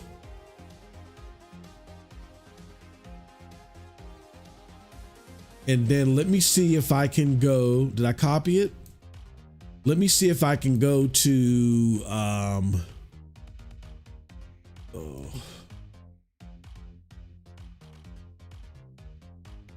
come on. Let me see if I can switch this back. Switch account. Wouldn't it be even more funnier if you enjoyed this game tomorrow? That ain't happening. If I end up enjoying Foam Stars, I'm retiring like Clobrill. My ass is gone. I'm out. That ain't having it, bro. Hold on. Let me go live. Anything can happen. Yeah, anything's possible. You never know on this channel. Anything is possible. All right, let me go. What if it's the greatest live service game of all time? what if it's better than The Division? Oh man. Oh man. Wow. That would be saying a lot. I don't think even if Foam Stars is a fucking 99 on Metacritic, you're gonna say that.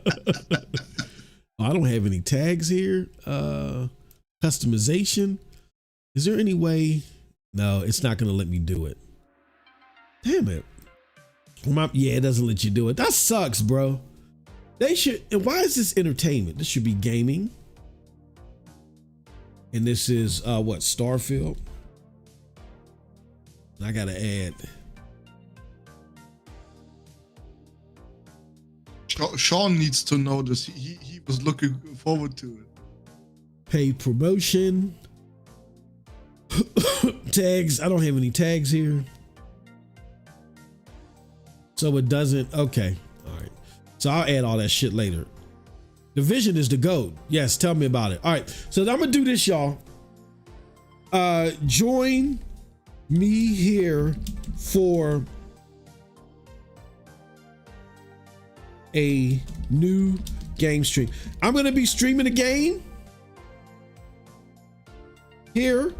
It's likely going to be Grand Blue Fantasy. Like Silverback. Foam Stars is better than the Division. Oh man. Oh yeah, that's right. Silverback does hate the Division. He hates the Division. He hated when I played that shit, bruh. He was worse than you. Why does he have the damn picture over in his profile? Does he? Yeah. Oh, he sure does. Silverback used to clown. Was it you, Silverback? They used to clown me when I played the Division? Maybe I'm getting it wrong. No, I think that was Devil Shooter that did that. Let's do this, y'all. Invite people. I'm going to be in our Discord. Join Geeks Discord. I'm going to be in the Discord playing my game, me and Cold Blood. And if anybody wants to join us, just join us. I'll be in one of the game stream chats and you can join us. So make sure you join that Discord. Make sure that you're following, that you go over to that. Maybe I should be doing this here.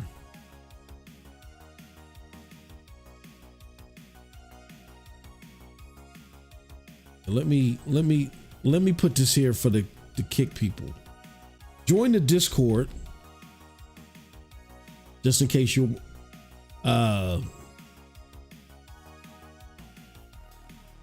us here. KC. All right, Boss, so join. Are you gonna foam it up tomorrow? Yeah, I'm losing my manhood. and join us here. We're about to go here. Give me a couple of minutes because I got to switch some things over.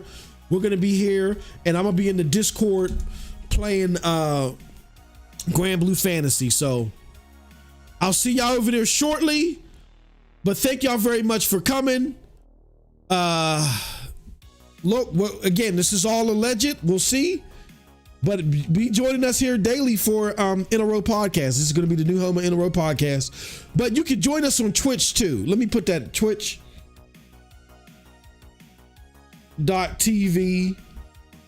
HNDC Hub. That's going to kind of, what I'm going to be doing there daily is like going to be like a pre-show where before I do the main show, I'm going to scour the internet, see what reactions are to the latest news, and then I'm going to go live over here with my news. So if you want to join me for the pre-show over on Twitch, come on over, join us at twitch.tv/HNDC Hub. I know there's a lot of channels. There's a reason for that. I got to keep the algorithm going, and particularly when it comes to game streams and news talk. YouTube does not like that. But you can check us out over there too if you want to. All right, with that said, I'm out of here. Out of this channel. Join us over on the MM2K gaming streams. I'll be there in a few moments. I'm going to take a restroom break and then we're going to get the game started. And until next time, y'all have a wonderful gaming day. Peace.